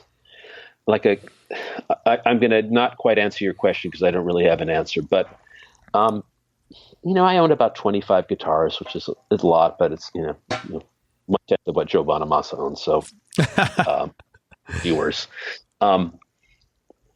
and I've seen them all in one place. Oh, you have? Where is he in LA or in Texas? He was working on a record once, and I got to visit, and there were a lot of guitars on those stands. Oh my God. But my guitars that are valuable are my 1963 Stratocaster, which I've had since 1980. It was old when I got it, but you could still get them for under $500 back then. Good Lord. It was just a working guitarist's guitar. I think I paid $450 for it. My Trini Lopez, which I love that guitar, and I paid $1,000 for it 20 years ago, and I don't know how many. What year is that? I believe it's a 65, though it could also be a 60. Oh, no, I'm going to embarrass myself. I think I say 65. They only made it for 2 years, and I can never remember if it's 64 or 65 or 65 and 66. So I always say 65 because I do know. You got a 2/3 chance of being right. So I have some real black holes in my guitar knowledge, and some of the holes in my Gibson knowledge are astounding, very embarrassing. Your musical knowledge is like fucking off the charts, though, man. I know more about music theory. No. I mean, you're just your musical. I can't ID all the Gibson models. So those are guitars I played a lot and I've owned a long time, and they're valuable. And if there was a fire, I'd probably be the ones I grabbed. But there's a lot of other characters I like. My favorite acoustic guitar for the last couple of years has been a Martin 017. Which, if you're not familiar with Martins, it's from acoustics at all. It's from 41. It's and you hear, oh God, 1940s Martin. Those are super valuable, but that's kind of considered a student model. It's a tiny little body. It's all mahogany. It doesn't have any ornamentation, and you can find them for $2,000 or less. For a 70-year-old guitar, and it's a small, intimate sound. But it's beautiful. There's literally Martin books out there where they say, don't even pay this attention. It's a toy. And, but that's a good thing about guitars, man. It's so like cool. You can like something and it just has to work for you. So true. And it's really, guitars sound pretty good. And, cheapo Asian made guitars that cost $300 sound shockingly good. So it's really like more what kind of emotional reaction it's going to elicit from the person who picks it up. Yeah. And I'm definitely the type who would, if I were working on a record, I would absolutely pull a guitar up that I'd never played before and try tracking with it just to see what came out, as opposed to living always with one instrument. That's your sound. That's what you play your whole lifetime. And a lot of the players I love most are the latter type. I'm not saying my approach is better, but like who? Who are your top? You've mentioned this. Steve Cropper, B.B. King, people who've just kind of had a signature, either a signature model or in some cases even the same guitar, for their whole lifetime, and they form a really intense bond with it.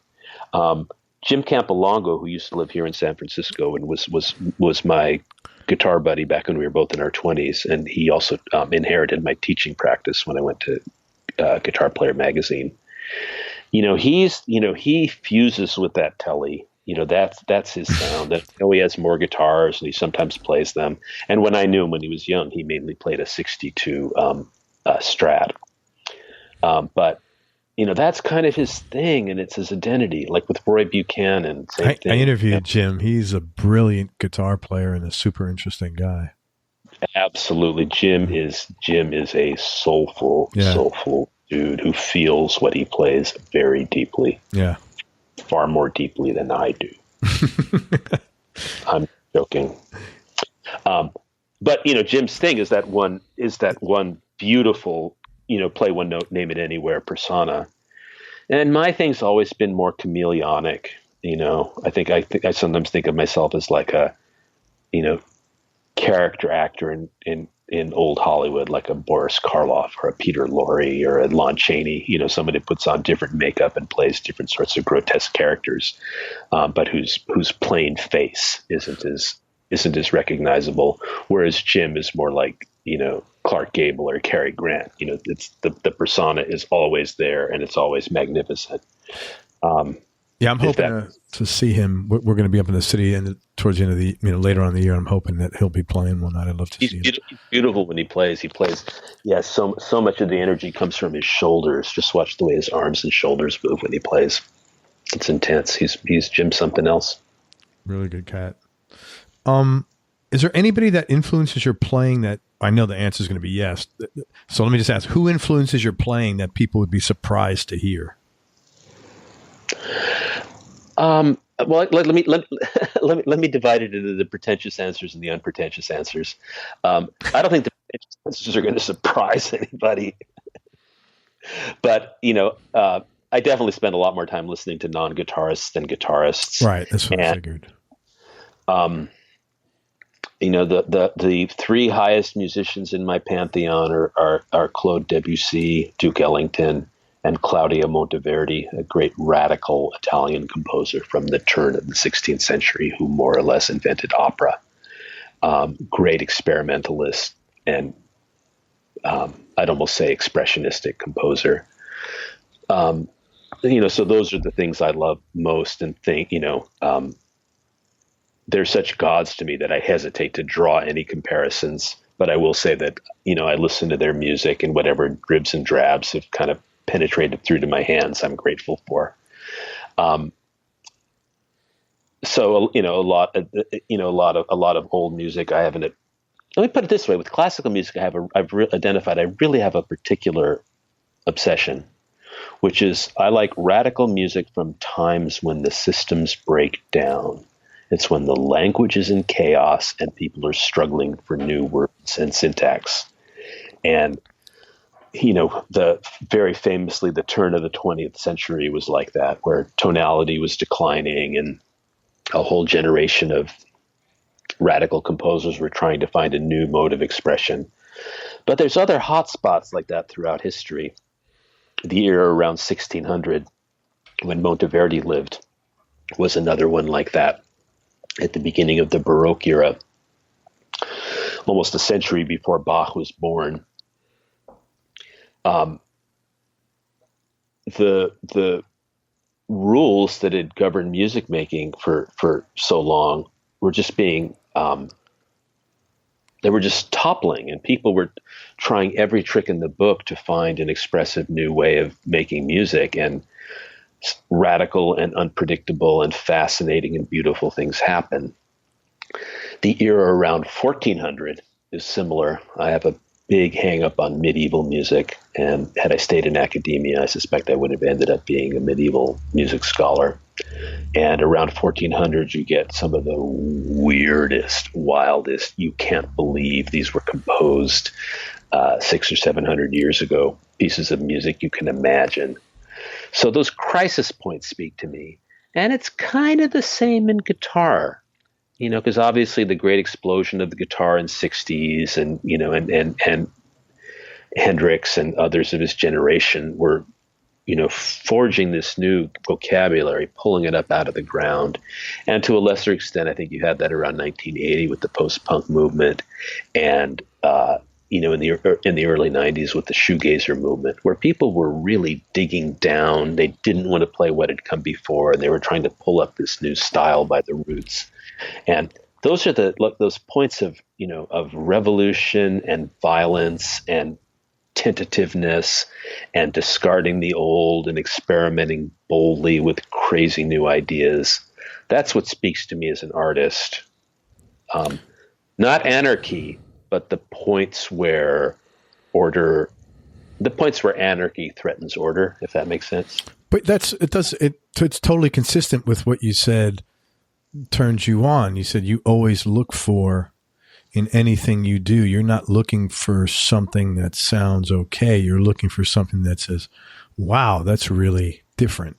So that's just that's just very in line with your outlook on the things that you're trying to achieve with your own creativity. So it makes perfect sense. Yeah, I just kind of seem to be. I think I was just wired that way from pretty early on. It must be something from my parents. I'm not sure what, but that's what. Yeah. So it's like so I've never been a free player.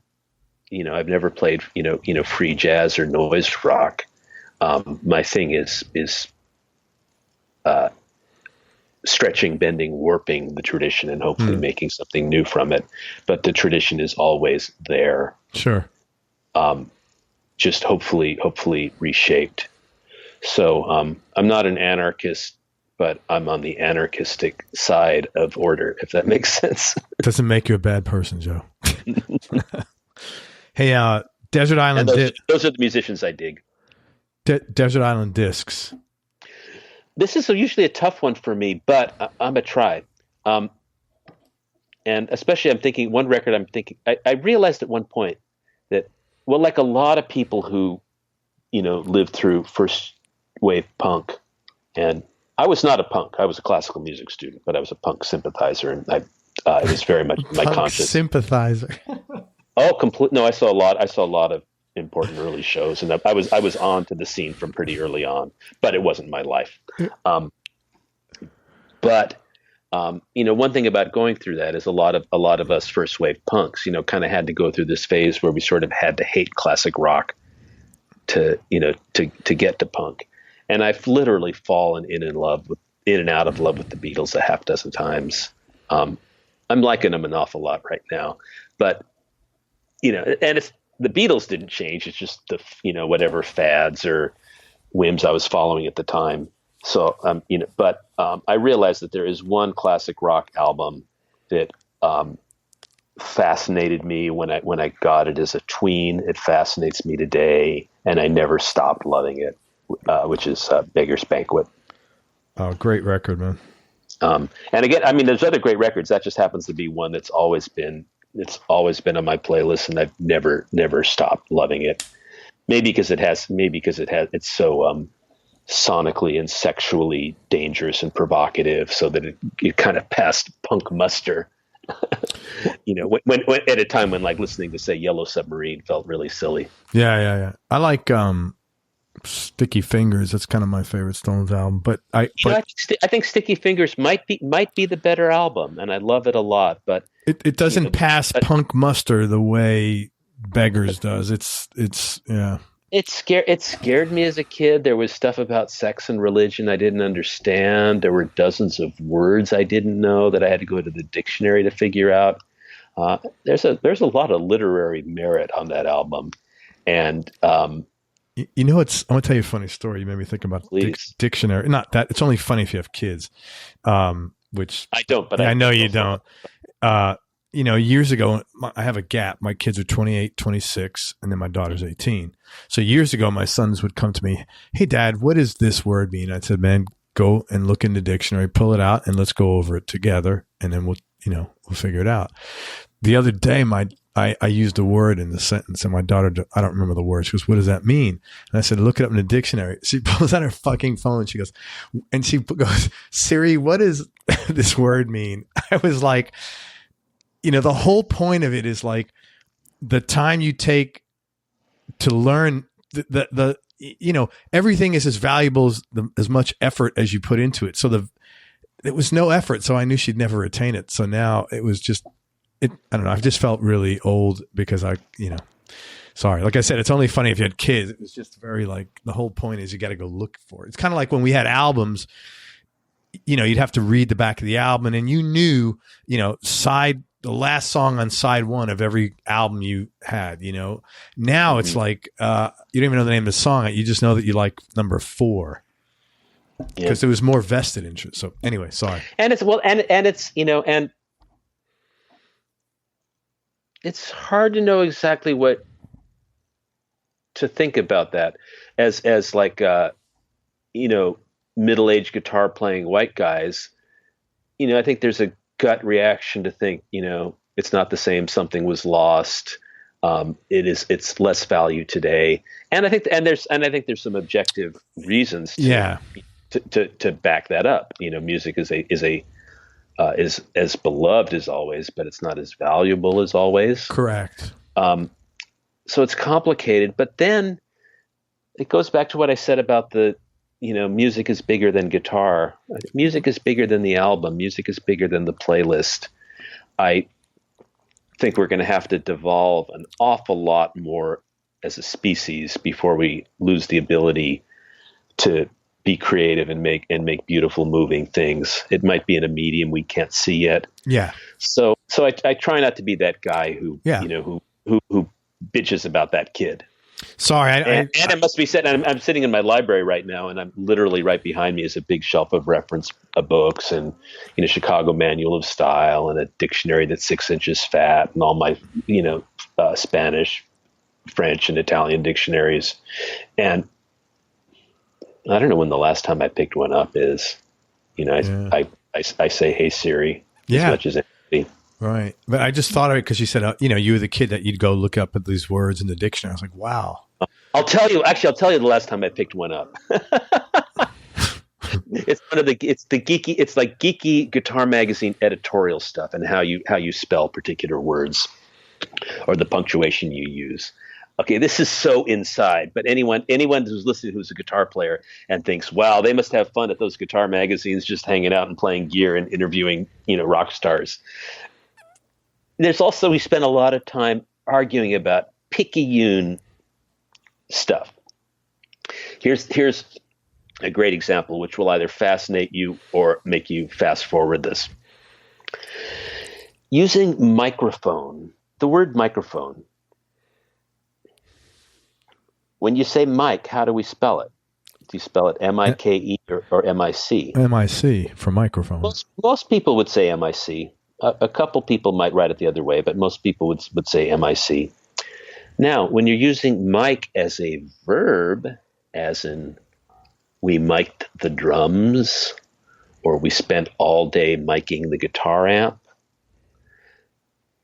then it gets trickier. How do you say mic'd?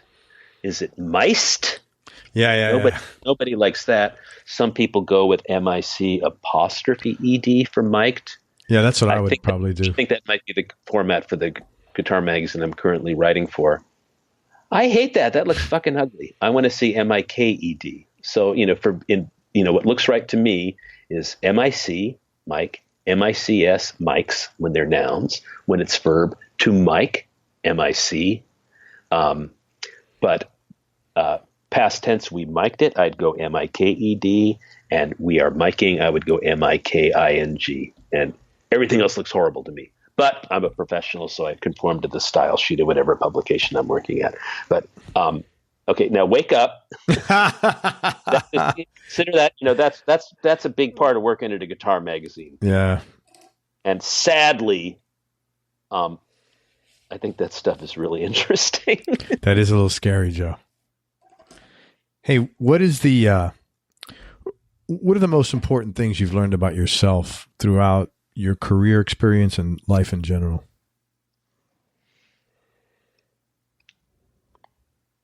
This is going to sound kind of sad and cynical, but I don't really mean it that way. You're not so special. I'm not an especially spiritual or religious person, but all the things we're dealing with are forces much larger than us and our little ego. When you study music history, you see the great swath of time and the countless generations of people who poured their life into this. As a guitar magazine editor, you hear guitar players from all over the world doing magnificent things. We're just part of this vast network of human creativity. And it's very, very rare that a single person really has a huge impact. And to whatever extent possible, it's good to try to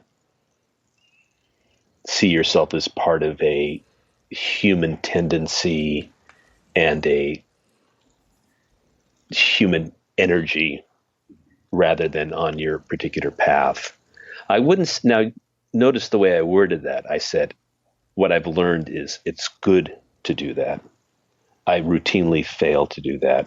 I get way too tripped up in my own ego. I get way too caught up in thinking about what other people are thinking about me.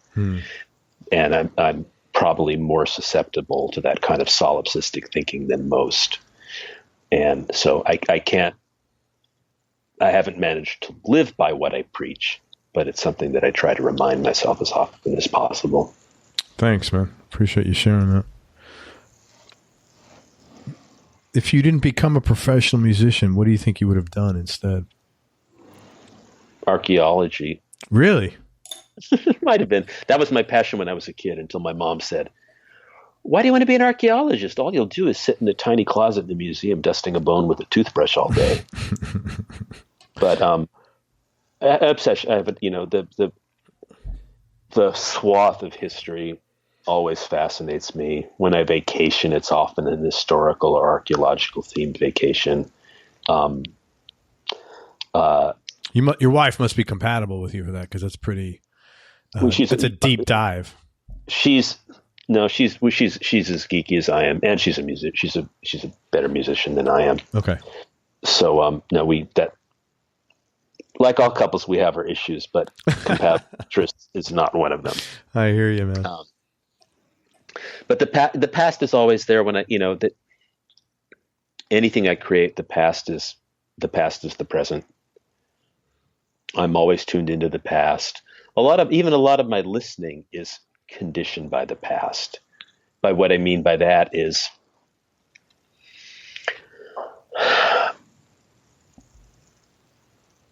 I don't think about just what a piece of art or literature or music is in its own right.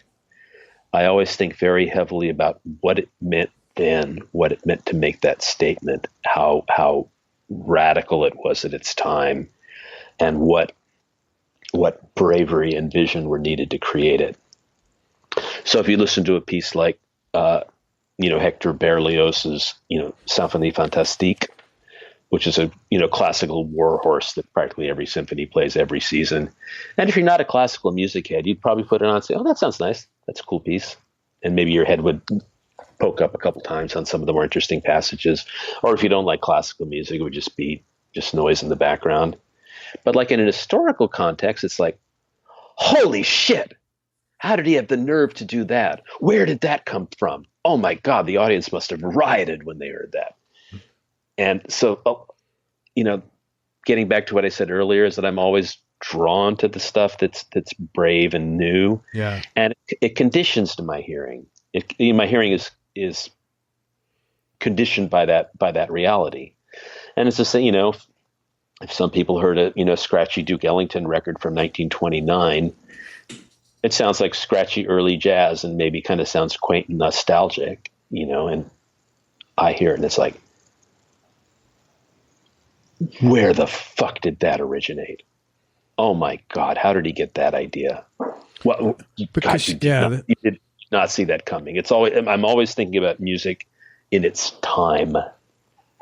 Yeah, well, again, and the point being that the meaning changes over time, and that applies to guitar playing. What I played 20 years ago does not mean the same thing it means today. Man, you're definitely a super intellectual guy, because that takes a lot of brain cells to be conscious, to have that consciousness, to tell you the truth. I'm not doing anything special. I just can't. No, I mean, that's your thing. That's like you said, that's how you're wired. It is what it is, But I mean, you have to be pretty intellectual to do that. It's pretentious and irritating. No, I don't think. No, I mean, it's just that's what you do. I mean, I'm not. So I can't. It's how I do what I do. Yeah, it's just what your thing is, man. I can't even. I can barely manage the present. The thought of thinking into the past. I'm not so proficient at the present either.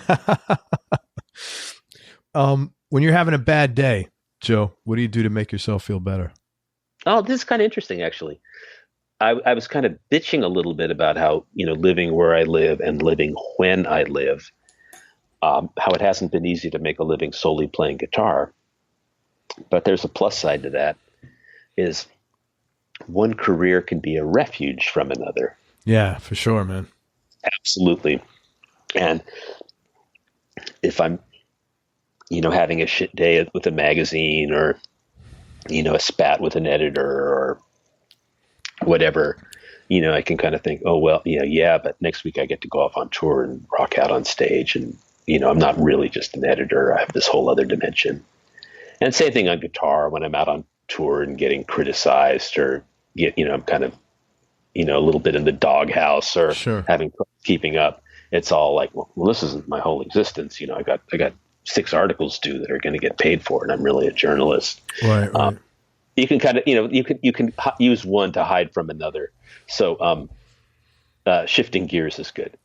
Yeah. That is If cool. if that counts as a fair answer to you. Yeah, man. If that's your answer, that's a totally fair answer. I get that. What's a flip side? What's a perfect day for you? I don't think I can answer that, and that's kind of sad.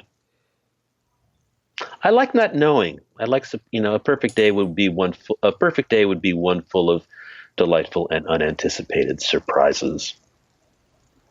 I suppose, I also have a hard, with meditation or things like that. It doesn't come easily to say, what is your ideal, comfortable space, or what is your happy place, or, I live in a beautiful house in a beautiful city, and I'm incredibly fortunate, but, I've never had that kind of iconic perfection thing, like, the rocking chair overlooking the lake at sunset. It's just that's really hard for me to quantify that stuff. Sure. I like interesting days where cool shit happens. Again, I think that's just in line with everything you're looking for and the things that you said turn you on for the most part, Who's had the biggest influence on your life, both musically and personally?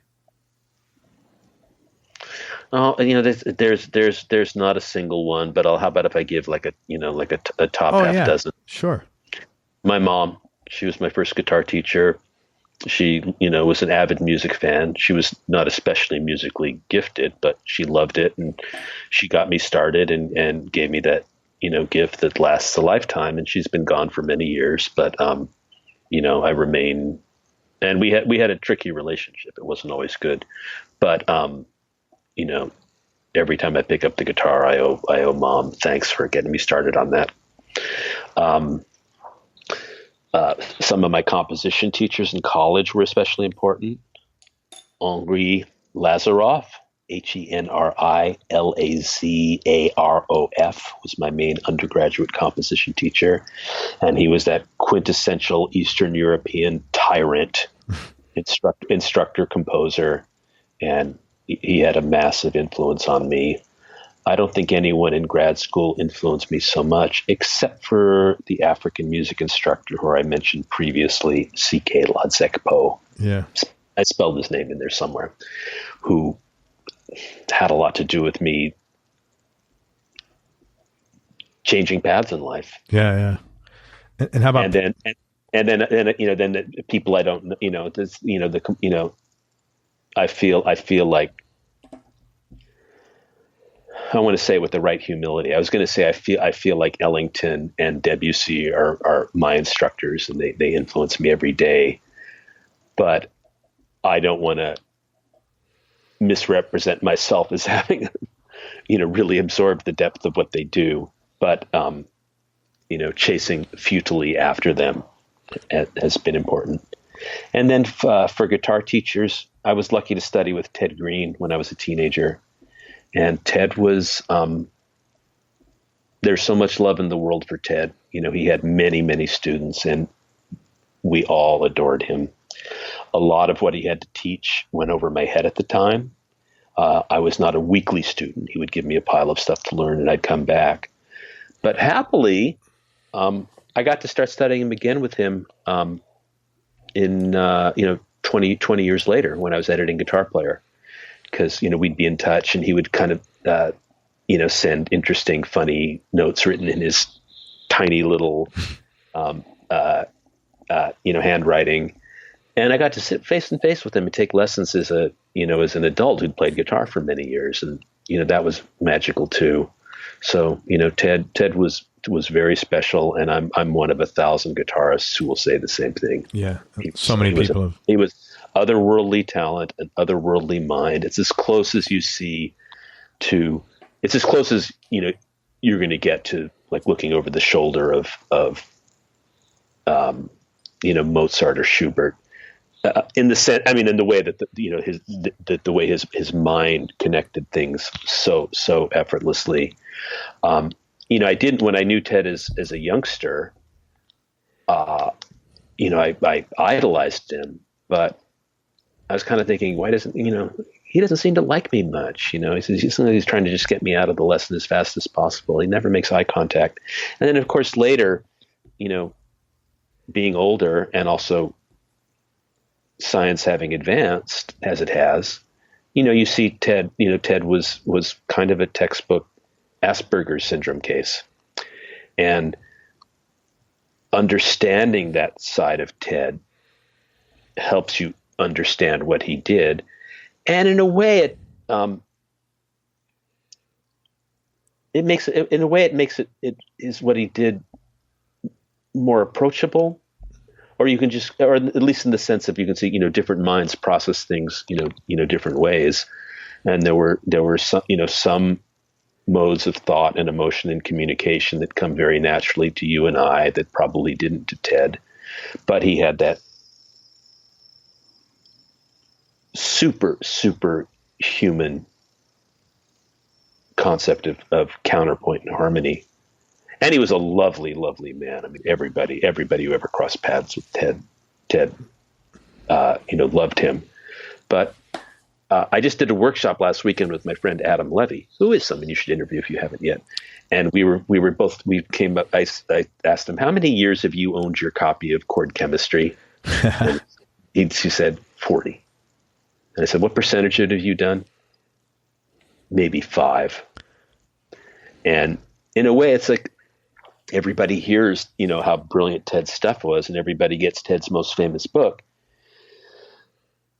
But it's kind of like reading the dictionary. You kind of have to dip in, you have to take pieces of. And I think some people have probably beat themselves up for not being able to process it linearly, start to finish. But it was created by somebody with a very unique mind that worked differently than yours or mine. What's the best thing that ever happened to you? Oh, I'm gonna pass on that one because all the answers are gonna be corny. Okay. Probably meeting my wife. That's a good answer.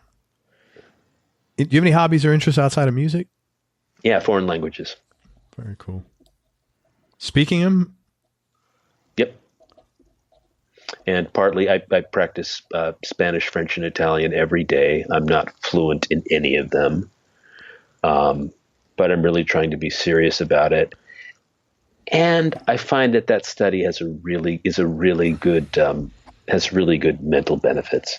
First, I think it's good stuff for someone with an aging mind to do, to try to keep your mind limber. But it's also a form of meditation. I follow the news and politics very closely, and without getting into my specific beliefs, we definitely live in an era where it's really easy to get upset no matter where you are on the spectrum. You can probably guess where I am on the spectrum by what I do. But no matter who you are, it's just so easy to get overwhelmed and full of fear and anger. And for me, like doing the languages is a way of clearing your mind, focusing on something challenging and specific. And I don't rule out the possibility of moving to one of those countries if, God forbid, things take a turn for the worse. Toughest decision you ever had to make, or hardest thing you ever had to do? Putting pets to sleep. Man, you know what? That is brutal. That is absolutely brutal. I'm not a parent. I know that it would be, dealing, God forbid, with the illness or death of a child. I can't begin to imagine the depths of the pain that would be. As close as I come is saying goodbye to my animal friends. Oh, it's brutal. I just put away. Anyone who's ever had a pet knows what we're talking about. I just put down my dog. She was 15, like about a month and a half ago, man, and we were just talking about her last night. So sorry. Yeah. What was her name? Stella Blue. Because when I was going through a Grateful I knew Dead. a fantastic dog named Stella once. Yeah, I was going through a Dead phase when I got her. So what kind of dog was she? And she's just a little mutt. She was a rescue, and she was wonderful, man. But it tore me up. I was like bawling my eyes out, and I was really. The vet, my wife had to even leave. She couldn't stick around. And then the vet sat with me. I was like really grateful that he did that, man. I was just like a mess. I hear you. Yeah. Biggest change in your personality over the last 10 years, and how much of this has been deliberate and intentional, and how much is just a part of aging?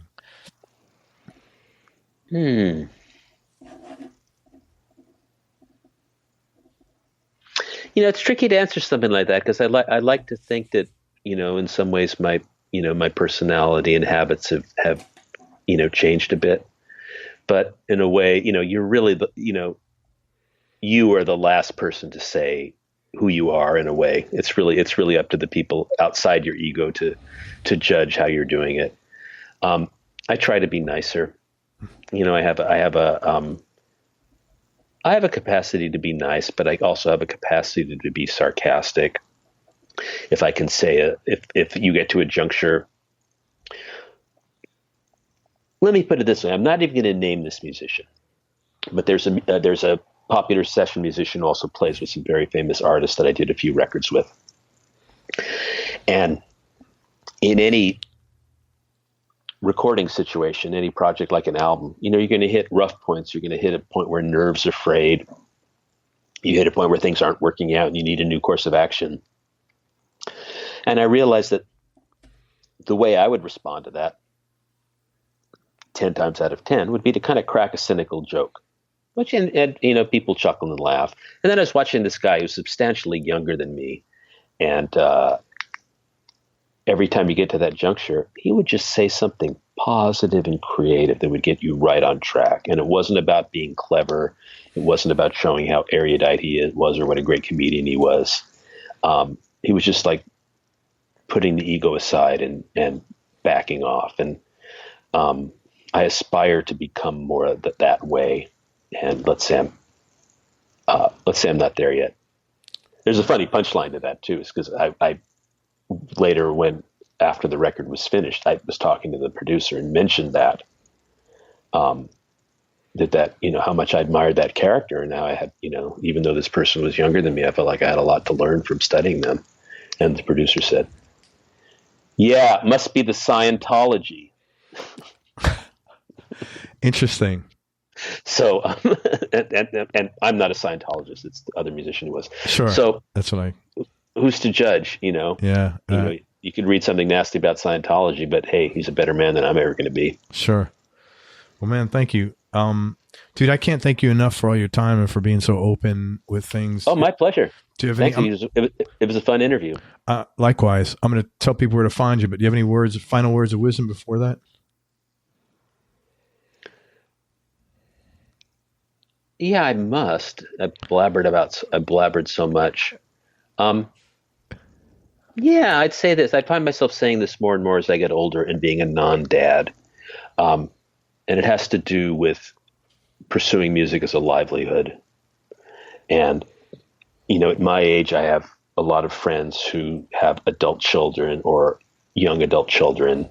And, many people have come to me and said some variation of, you're a musician. Should I encourage my kid to follow this? Do you think they have what it takes? Or I know it's a tough career. Should I try to discourage my kid from doing this or only doing it for fun? And I always find myself answering with some variation of something I heard the great British actor Robert Graves say in a radio interview once, which they asked him the same question about young people going into acting. And he said, if you want to go into acting, don't. It's a brutal career.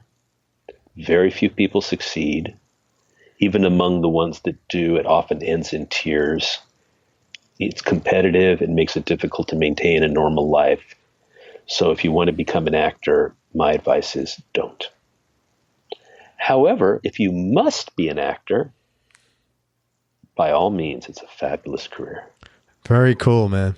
And that's what I've, and partly, but, that was great, man. I don't regard myself as any model of success, but I did have the experience of having to work really hard to overcome a deficiency in aptitude. And I've come to think that, the connections don't matter.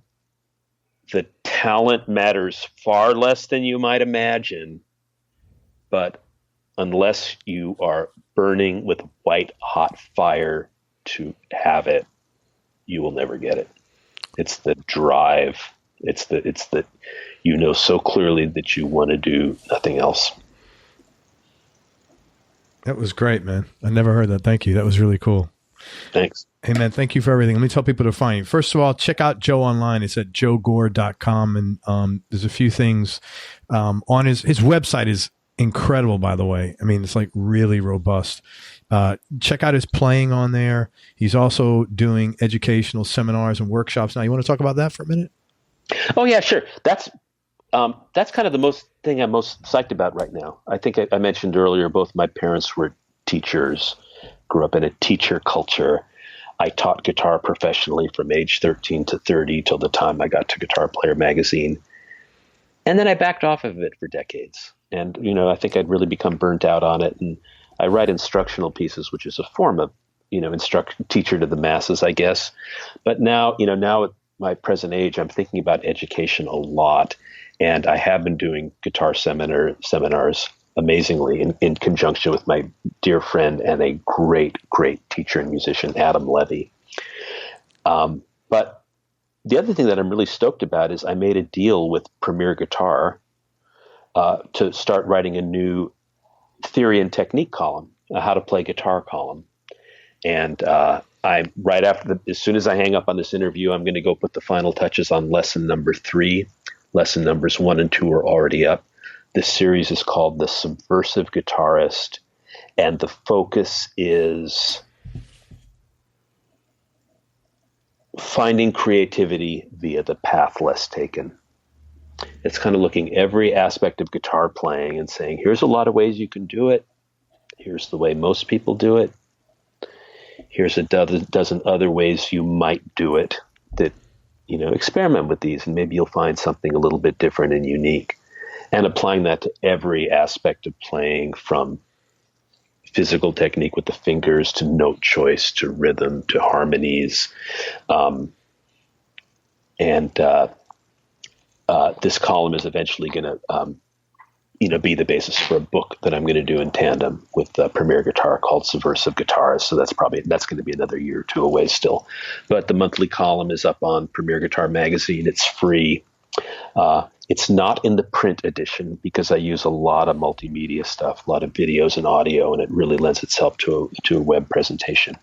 But at the premierguitar.com site, you can find this, and I'm real pleased with how they're turning out, and I've been getting really nice feedback on it. So education is high on my list right now. Awesome. And again, that's called The Subversive Guitarist. It's on Guitar Player magazine site. And your workshops with Adam, are those on joegore.com? There's a link to them. And if it's not too much self promo, I also do a geeky guitar blog called tonefiend.com. And I also this is kind of a crazy one that I can spend an hour talking about, but I promise to keep it under 2 minutes. A project I did years ago that is still online and I'm still really proud of is called clubbo.com, clubbo.com. And I created it in tandem with my wife. And it's a vast music fiction project / hoax. We and a couple of our friends created a website that alleges to be the 50-year history of an ill-starred record label. So we kind of created this whole fictitious label portraying dozens of different artists. The site is hundreds of pages deep. It has external links that aren't really external links. They're just going to other fake web pages we made to tell the story. we were working with a great artist. So, it's album covers, it's actual recordings, it's doctored period photos. So it's kind of like this big, huge music history novel in the form of a website. It's been dormant for a good 10 years. It's been, but it's still online, and it's one of the things I'm most proud of among all the things I've done. That's very cool. That was a pretty ambitious project. It got to the point of like maybe not being mentally healthy. We went so far down the self-referential rabbit hole. It got pretty weird. Check that out. Clubbo.com, Clubbo. The other great thing about that project, and then I promise to let you go, is it was acting. In creating all this other music, you were creating these fictitious bands, fictitious musicians, what they were like, how they played. So it involved a great deal of creating music in a way that I would never do left to my own devices. How would this other character that I've created write a song? How would they sing? How would they play guitar? How would they mix it? How would they give an interview? What kind of facial expression would they have in the photo? It was, getting to approach guitar playing as if you were a novelist writing about guitar players. This is a massive. I got a lot. Learned a lot by doing all the things I wouldn't be caught dead doing myself. Good for you, man. Just check that out online. It's clubbo.com. Joe's website is joegore.com, and that's Gore, Gore. You can find his playing, his workshop links on there, and please check out his pedals, man. Again, I don't like get anything for this, and Joe's didn't ask me to do this, but he's really got some really freaking amazing fuzz pedals on there. And he's also on Instagram at tonefiend.com, and then it's the subversive guitarist at Guitar Player. Dude, thank you very much for everything. I really appreciate it. Thank you. You're a really good interviewer. I'm glad you're out there talking to a lot of guitar players. Thanks, man. I really appreciate that. Well done, my friend. Thank you. Take care. Everybody, Thanks hang on for your time. Hang on, we'll wrap up. Thanks for listening, everybody. If you enjoyed this interview, please share it with a friend on your social media channels. We appreciate your support. Thanks again to Joe Gore. I really appreciate your time and energy. And make sure you go to the homepage of everyonelovesguitar.com. Sign up to get on our newsletter list. You get advance notice of guests, and you can have an opportunity to ask them your own questions. And most important, remember that happiness is a choice, so choose wisely. Be nice. Go play your guitar and have fun. Till next time, peace and love, everybody. I'm out. We hope you enjoyed this show. If you did, subscribe to the Everyone Loves Guitar podcast, and you can do this online at everyonelovesguitar.com or on iTunes. And if you like the show, please leave us a 5-star positive review. The more 5-star reviews we get, the higher our show ranks, and higher rankings mean we get to continue speaking with cool, interesting guests on our show. We'll see you on the next episode, and until then, keep playing your guitar and have fun making music.